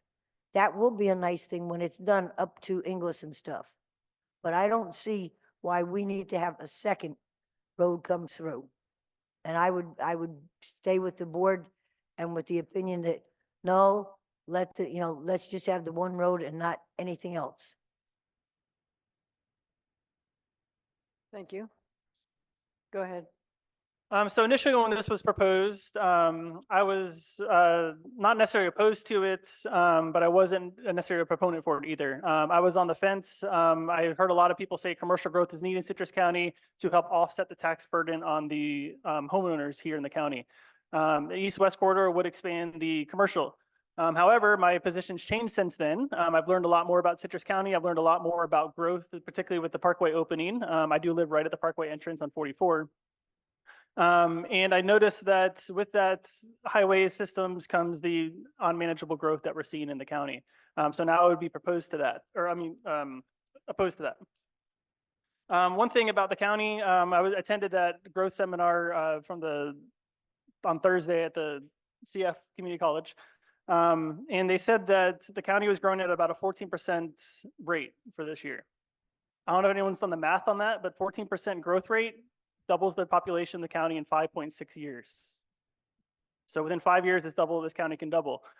Bringing additional highways, we're seeing that growth, and that's why a lot of that growth is here, because the highways are coming here. We're bedroom community for Tampa, Orlando, and things of that nature.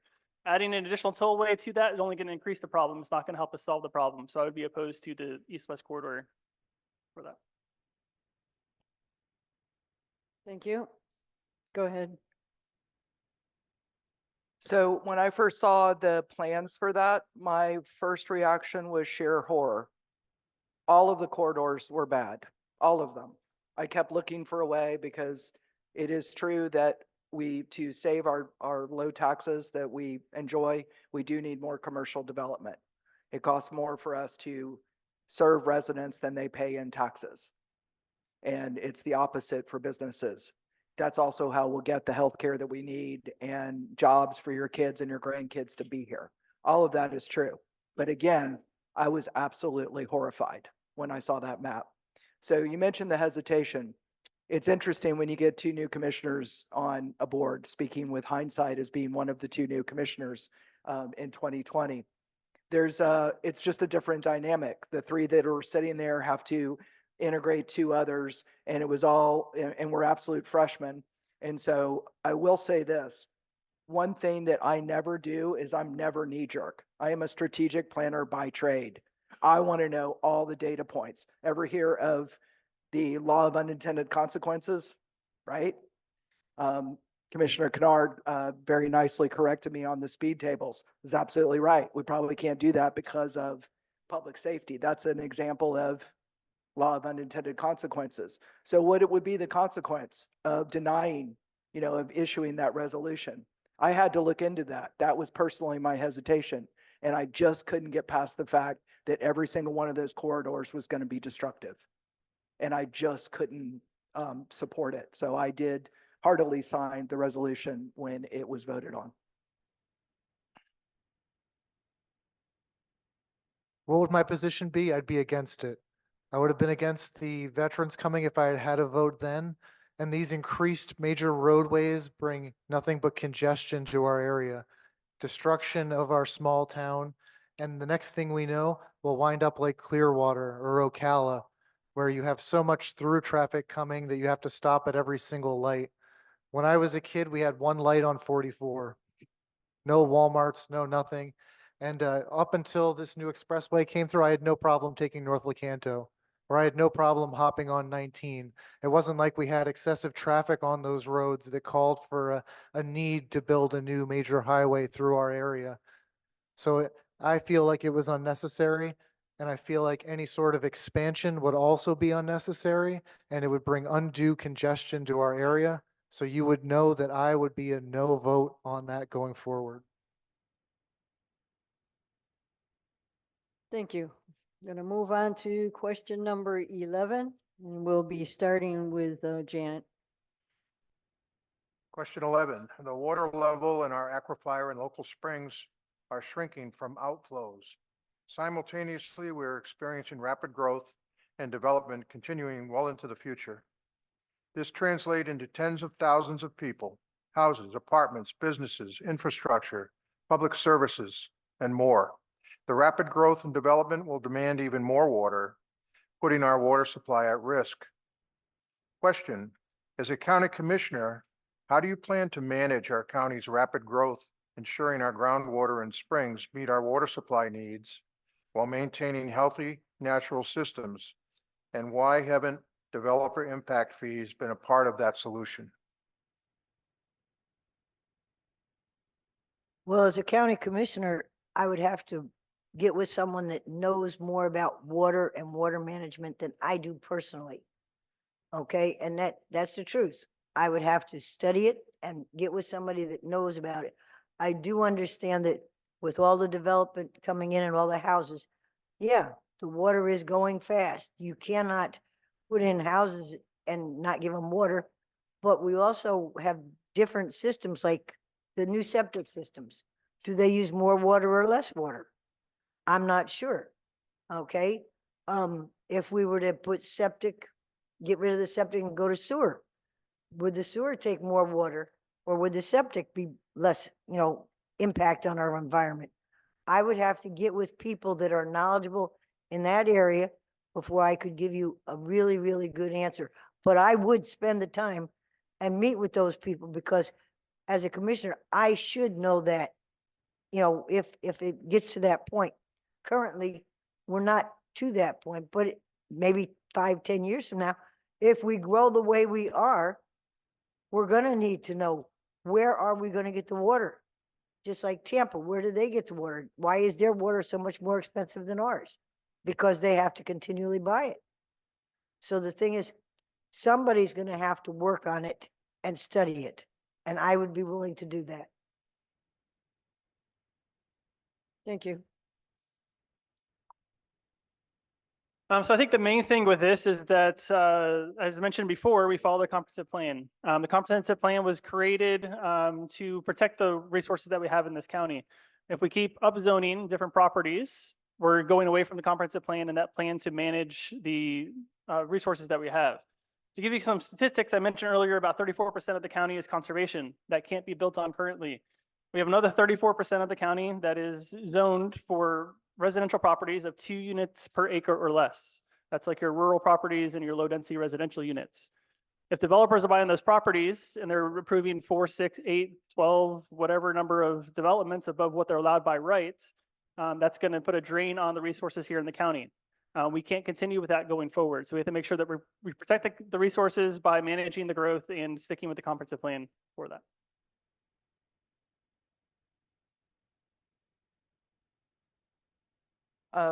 Water is absolutely a very important resource for us as we grow. I asked to be put on the Withlacoochee Regional Water Supply Authority Board when I first entered office. I served on there for, I want to say, 3 years. And I willingly gave up that seat to my colleague, Commissioner Bays, when I became chair and assigned sub-board positions this past December. I did that because that's an area of interest for her. And by God, she's a tiger. And I figured between her and Commissioner Kennard on there, we'd be in good hands fighting for our rights with the Withlacoochee Regional Water Supply. And I'm sure he'll be covering more of that in a moment. It's one of his favorite topics. So too far, the restoration project, one of the reasons I was so excited about that when I was first running for office and then took office is that it's not only for the health of the ecosystem and for boating and estuary, the small fry and all of the fishing stocks and so forth. It's really important because if we vacuum all the muck out of the bottom and restore it to where it should be, it is, and I was just searching on my iPad trying to find how many, it's like billions of gallons. It's ridiculous. It becomes a natural ground level reservoir. And that's really, really, really important. It benefits nature, benefits human recreation, and it benefits us for our water supply. And that's a water supply that we can hopefully more tightly control. Thank you. I actually couldn't agree more with the vacuuming up the muck. That is something that's been such a big change from my childhood, which is why we called it Crystal River, is because you could see straight through to the bottom. But the truth is about our aquifers and about our water is that we're going to have to step on the brakes with the development. There is just no sustainable way that we're going to have the water we need with the amount of houses that we want to put in. They want to put in close to 4,000 a year, and we don't even have a reclamation plan for that. They have plans on it, and they said, I think during the Hampton Hills meetings, that we were supposed to have one go online next year, but ground hasn't even broken on it yet. So before we can move forward safely as a community to even entertain the idea of housing these many people, we need to make sure that the infrastructure is there to support it and that we have the resources we need, such as water. It's such a vital aspect to this community that just by simply overlooking it or pretending like it doesn't exist for dollars isn't even something that we can plausibly entertain. So if we have to take a step back from this brink, we have to do it as a community. Thank you.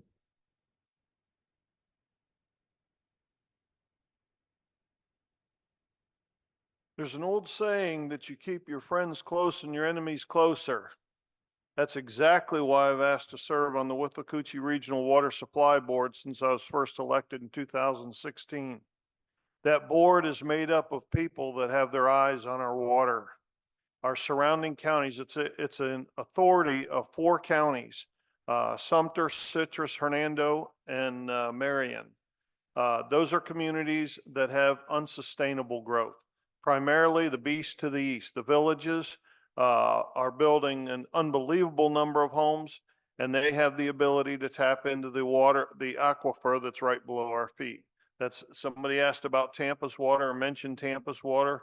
I believe that was my colleague. Tampa Bay water gets their water from the pool that's right under Hernando County. They don't need to run a pipe up there. They can put a straw at the other end of the pool and get their water out of there. Before I was elected in 2016, the county commission, for whatever reason, gave Citrus County's largest water supply facility control over to the Withlacoochee Regional Water Supply Authority, the facility itself and the well field. I have fought very, very hard since I got on that board to bring it to the public's attention, to bring it to the board's attention, and have us regain control of it.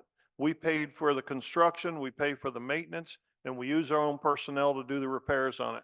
We should own that facility, and we're very close to doing that. The authority is not yet willing to give up the well field, and I'm not done fighting them for the well field. The issue with the quantity of water in the aquifer, actually Swiftmud's hydrogeologist would tell you it has very little to do with surface withdrawals, that it has more to do with rainfall. When you get rain, the aquifer fills up. When you don't get rain, the aquifer does not. Thank you. Going to move on to question number 12, and we'll be starting with Curtis for the answers. And this is the last one, so you'll all enjoy this. As of late, Citrus County staff has outsourced much of the planning to consultants on a myriad of issues regarding future growth. If elected or re-elected, what will your position be regarding county staff spending hundreds of thousands of dollars on consultants, and should there be a cap?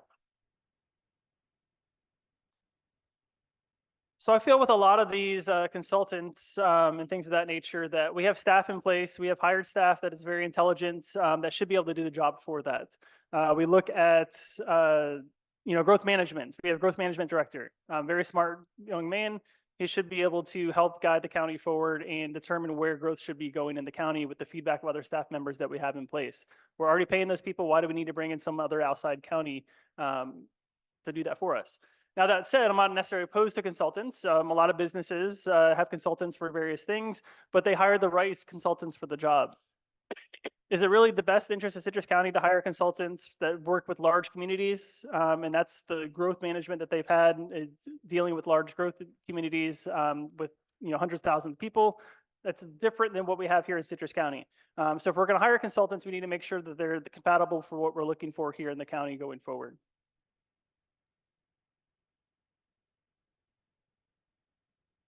Did I mention that we're running the county with fewer employees than we had in 2007? Those guys are running hard trying to keep up with what we have going on right now. Secondly, I will say that when we hire consultants, it is not because we don't have the staff. It's because it's a very specialized topic where someone can do it much more cost effectively than us trying to hire that in-house. For example, if someone is, we're looking at doing metro forecasting for growth management, that company has proprietary software that beats all of the free resources by a mile in terms of how effective they've been or how accurate they've been in forecasting growth. We are very careful. We always ask, do we really need this consultant before we vote on it? And that specialized knowledge is not something that the county can afford, and we shouldn't afford it because it's only going to be needed for a very brief amount of time. Thank you. I think you hit the nail on the head when you mentioned how much we actually pay for these consultants. And after generations of not having these consultants and doing fine as a county, to come in and say that we need $100,000 positions for multiple people when we still need our roads resurfaced, when we still need basic amenities taken care of for the community, that we're going to spend this money and outsourcing it to so-called specialists when the people need to just tell you what we need. We don't need a $50,000 LiDAR to tell us which road looks bad. I think we can tell that as a community. So I think part of the cutting of the waste needs to be stuff like the consultants or like the baby boxes that we just voted on. There's so much waste that happens in this community that could be going to things we actually want to see and need and our basic wants. So I think that starting off, we cut off most of them. We go by a zero-based budget where we go and see how many of them we actually have, how much there are, and how many we can cut right off the bat. Thank you.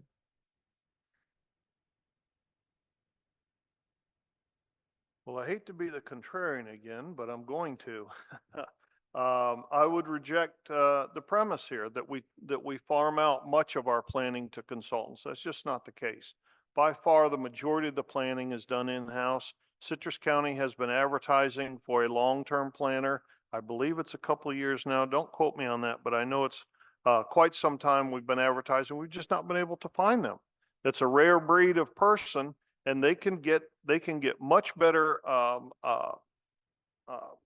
pay and benefits in larger communities and places that can afford to pay them those larger benefit packages. We've had that position advertised. We just have not filled it yet.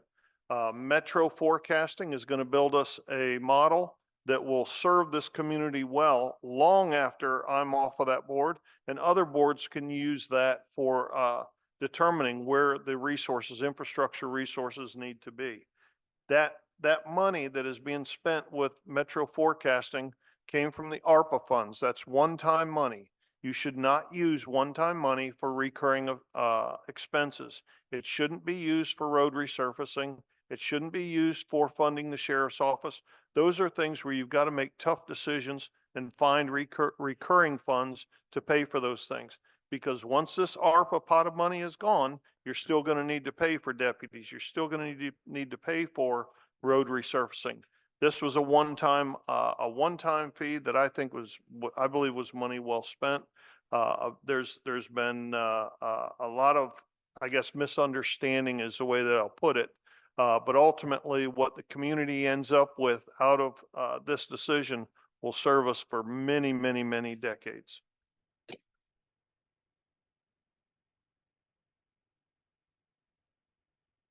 Well, yes, we do have less employees than we had in 2007. Why? Well, let's see, we had the Depression.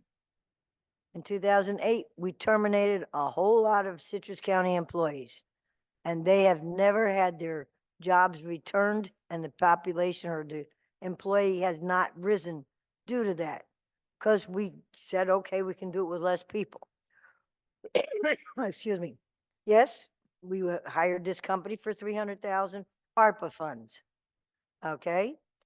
Supposedly it doesn't come out of our budget, but what's going to be the residual costs after the 300,000 of the initial? What are the yearly expenses it's going to cost the taxpayers? I asked that at a meeting and I got no answer. Because there is no answer. They don't know yet. Okay? We do have people on staff that should be able to accommodate, and say we have to hire one person at a regular salary of Citrus County salary, not a $300,000 salary, to just work on that. Okay? Why couldn't we have done that? Well, he said, you know, we were told that it, you know, they had it advertised. They had it advertised. I am sure that over the course of 3 years, you should be able to get at least one person to apply. If not, open out where you're going to advertise to and find somebody that's willing to come here and do it. I mean, we are not going to be, you know, it's going to cost us in the long run. And yeah, it's the ARPA money. Yeah, we got to use the ARPA money, but what's going to be the cost in 2025, 2026, 2027?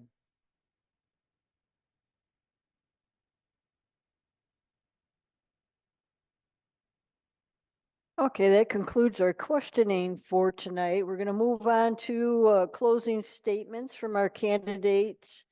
And since we're a little bit ahead of time, you're going to have 3 minutes for each closing statement. And we're going to start with Janet. I decided to run for this because I was tired of going to meetings and not being heard, letting people come to meetings and not being heard. I want to be there so that you can come ask and I will check it out and I will get back to you. And if something can be done in a positive way for you, I will do it. If not, I will let you know, hey, this is what I found. And this is why it can't be done the way you want or can't be done what you want. I'm not the youngest candidate, but I've got a brain up here and it works really, really good. You know, I've been coughing tonight because I went to my doctor and he gave me an inhaler, and one of the side effects is hoarseness, and that's what I've got. The other day I didn't have a voice. At least tonight I've got part of a voice. So I will get past this because I do go to the meetings. I do pay attention to what's going on. I do care about where I live. I started coming to Citrus County in 1979. Okay? Pine Ridge did not even have the main Pine Ridge Boulevard up to Elkham. It was just a little dirt road the first time I came here. Okay, Beverly Hills, where my mother-in-law had a house, my father-in-law had a house, they were on the first street, Murray. So I have seen all of the changes, and I have witnessed, you know, things that have come and things that have gone. We need to watch what we're doing. Decisions were made 30 years ago, and if we watch what we're doing and we stay with the plan that was started, we will stay the nature coast. Okay? We have lakes, we have streams, and we have salt water.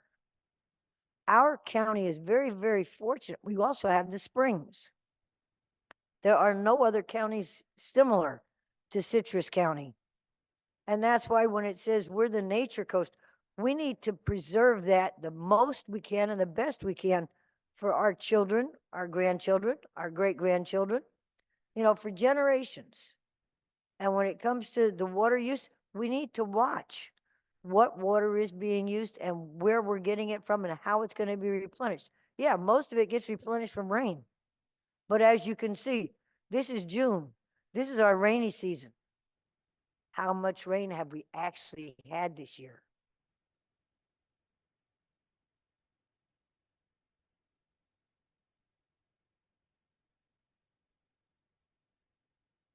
So I think Citrus County needs a county commissioner that will put Citrus County first. I believe that I'm the candidate for that. I believe that I'm the one that will be able to stand up to developers, make sure that the developments that are going in are what they're allowed to do by right, and stop upzoning for the sake of upzoning each of these properties. I do agree that we do need affordable housing options, and we need some more of those houses to draw some of those jobs here, but we also need to address the infrastructure. For years, the board hasn't addressed the infrastructure, particularly with the roadways. For years, they voted to keep taxes as low as possible and not increase where we needed to increase the budget, just for the sake of keeping taxes as low as possible so they can say that they didn't vote for a tax increase. I feel that we need to be responsible with your money. We need to look for alternative revenue sources that don't put the full burden of the budget on the taxpayers of Citrus County. Rather tap into some of that untapped tourist revenue that's available for us. Again, we have 1.25 million tourists that come to Citrus County. They use our infrastructure, use our roads, and currently we don't really have a plan aside from the bed tax to address some of that revenue. So I feel that I can make the decisions to go forward to help us guide that growth in the future. I also feel that Citrus County is at a crossroads. This 2024 election, it's for a seat for 4 years. What are we going to see the next 4 years of this county? We're going to have 2 parkways, exits, interchanges completed or under construction by 2028. So we need to make sure we're making smart decisions on the board to guide that growth going forward. The growth has been planned for years, as we've mentioned earlier. The board hasn't really had a plan in place until this year. And a lot of that has to go back to previous boards and people who've been on the boards for years. I feel that a lot of people seek to hold representatives and different people accountable for the actions and decisions that they make. A lot of that comes from our desire to have term limits and to get people, hold them to 8 years or 10 years or whatever the term limit is for that particular job. I feel that having someone in office for, going, 8 years already and then possibly another cycle doesn't necessarily put the best interest of Citrus County going forward. I feel that me being a new person, I bring fresh ideas, new perspectives to the board when I'm elected. And I want to close with a quote from 2015 that I found that resonated pretty well. And it's kind of the platform that I'm running on this time. It was time for new blood on the county commission, not voting just for the sake of changing, but voting for people to begin the process of restoring government to the people. Voters will have a great opportunity to protect our quality of life, minimize our taxes, and demand that the government make better decisions with the way we spend our money. That quote was from Jeff Kennard in 2015. I feel that I'm the candidate going forward that's able to do the same thing. I moved to Crystal River when I was 11 years old. I'm the child of an Eagle Scout and a U.S. Navy fighter pilot and 3 war veterans starting with World War II. My brother and sister are both U.S. Navy veterans as well. I left here and I went to University of Texas at Austin. I earned a bachelor's. I did tons of continuing education since, including MBA studies. I moved around the country building my career and company. And as a strategic planner, I learned very, very well the importance of being proactive versus reactive. This board is currently turning to proactive, which is a beautiful thing. We've always been reactive, the prior boards before. So I moved back here in my early 40s because my mother was reading her junk mail to me over the phone. She wanted to know if she could deposit the check that the nice people from Kia sent her. She had dementia, guys. It was awful. I was the only child that was both unmarried and childless, so I chose to move back home. And I was here with her for 4 years. Didn't have much for a single smart girl in her 40s. So after she passed away, I left again. And then I came back in early 2018 because my dad was aging and I wanted to spend the last years around my hero. Because of this upbringing by 3 naval officers, my childhood was steeped in honor and service to others. And I was blessed with a quick brain and a courage to tackle tough challenges. But as I said earlier, I got to tell you, the learning curve to be a commissioner is pretty much straight up. It is an intensely difficult and complex job. So I want to leave you with a few thoughts during this campaign season, and you can pretty much apply it to every single race. The first is the importance of honesty from your politicians. When I cast my own vote on election day, I'm doing that because I want them to live up to what they promise. But that requires two things. That requires an inherent honesty of character, but it also requires that they know what they're talking about to get accurate promises. Thank God I look back at my race in 2020 and I never tried to, to act like an expert in things. I was a strategic planner and I ran on doing the strategic plan. Since being elected, I worked almost 4 years to learn how to ably serve you. I've gone to pretty much every single Florida Association of Counties conference to learn best practices. A few months ago, I earned my advanced certified commissioner certificate. And what I have quickly learned is that there's a whole lot that BOCC cannot do due to state preemptions, personal property rights, and agency regulations. So there's just a lot that we can't do. But I can promise you that I will always fight for you and do the best I can for Citrus County. I ask for your vote on August 20th in the primary. Thank you. Hi, everybody. Like I said, fourth generation. I've spent my entire life here. I love Citrus County. It has always been my home. I love the people of Citrus County, and growing up here was idyllic.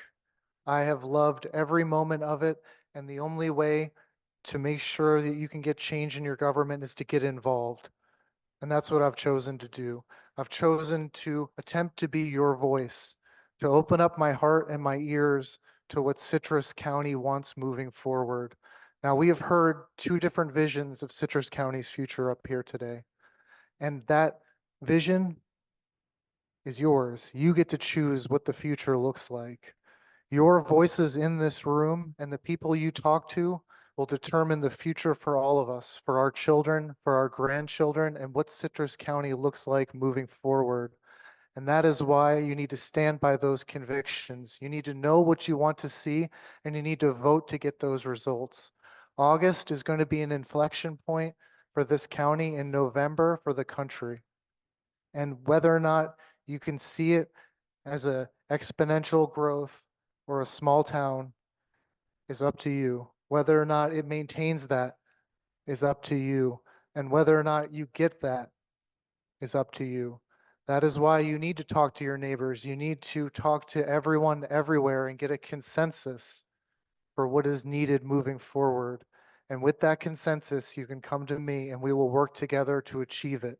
Like Thomas Jefferson said, the government is supposed to be made of yeomen, regular people, everyday citizens that step up, serve a term to better their community, and then return back to the towns that they came from. So that's what I look forward to moving forward, to come up, to serve you diligently, and then to return back to private life. So let's keep Citrus County beautiful. Let's keep Citrus County great. Let's keep this as a small town, and let's move forward with that sort of idea. Thank you very much.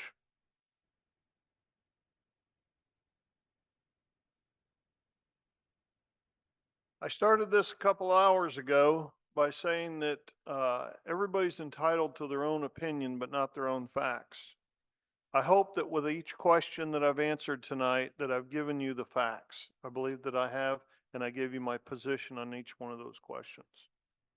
Back in 2016, 2015, I should say, when I was running for office, of all of these events that I went to and was able to talk to individuals as well, I made two promises, and I'll make you those two promises again tonight. The first promise is that we will not agree on everything. Back in April of this year, my wife and I celebrated our 31st wedding anniversary. I married my high school sweetheart, my best friend, and she's still my best friend. We don't agree on everything, but you find a way to move forward. The second promise was that every decision that I make, every vote that I make, I believe to be in the best interest of this community. And I stand by that. After nearly 8 years on the county commission, I'm the only county commissioner who has reviewed every single application that's come before that board for 8 years. I promise you, you get my time, you get my effort, you get my ears for public input, whether it's an email, whether it's in person, before I cast a vote on any of those. Back in 2000, I'm going to give you some good news now that you probably don't know about because it doesn't make the newspaper, doesn't sell papers. Back in 2010, Citrus County on our annual audit had received their third strike from the state. What that means, you typically get a nasty gram from the Auditor General. That means they're going to take over your books because you're not doing a good job of managing your funds. They were spending their reserves. Fast forward 14 years, as I said when I started off, our reserves are high, our taxes are low, our bond rating is through the ceiling for a county our size. I have been a very, very good steward of the public checkbook. I look forward to serving the next 4 years. I'm not slowing down one bit. I've spent the last 8 years developing great relationships with the individuals that I listed off, the elected officials I've listed off, that are state officials. Those help us get things done here locally. Citrus County is growing. There's no doubt about it. We're growing smartly. It's managed growth. Do we have work to do? Has it been perfect? No. Yes, we have work to do. Now is the time, more so than ever. You need leadership there, proven leadership. You need experience there.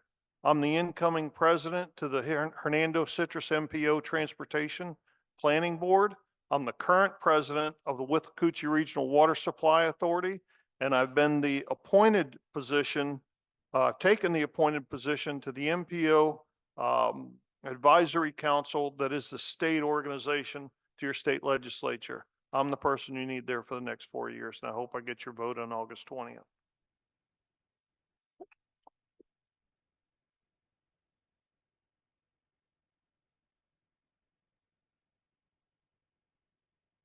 Thank you, candidates, and I'll turn it over to Pete for some closing remarks. So the first thing we need to do is thank Brenda.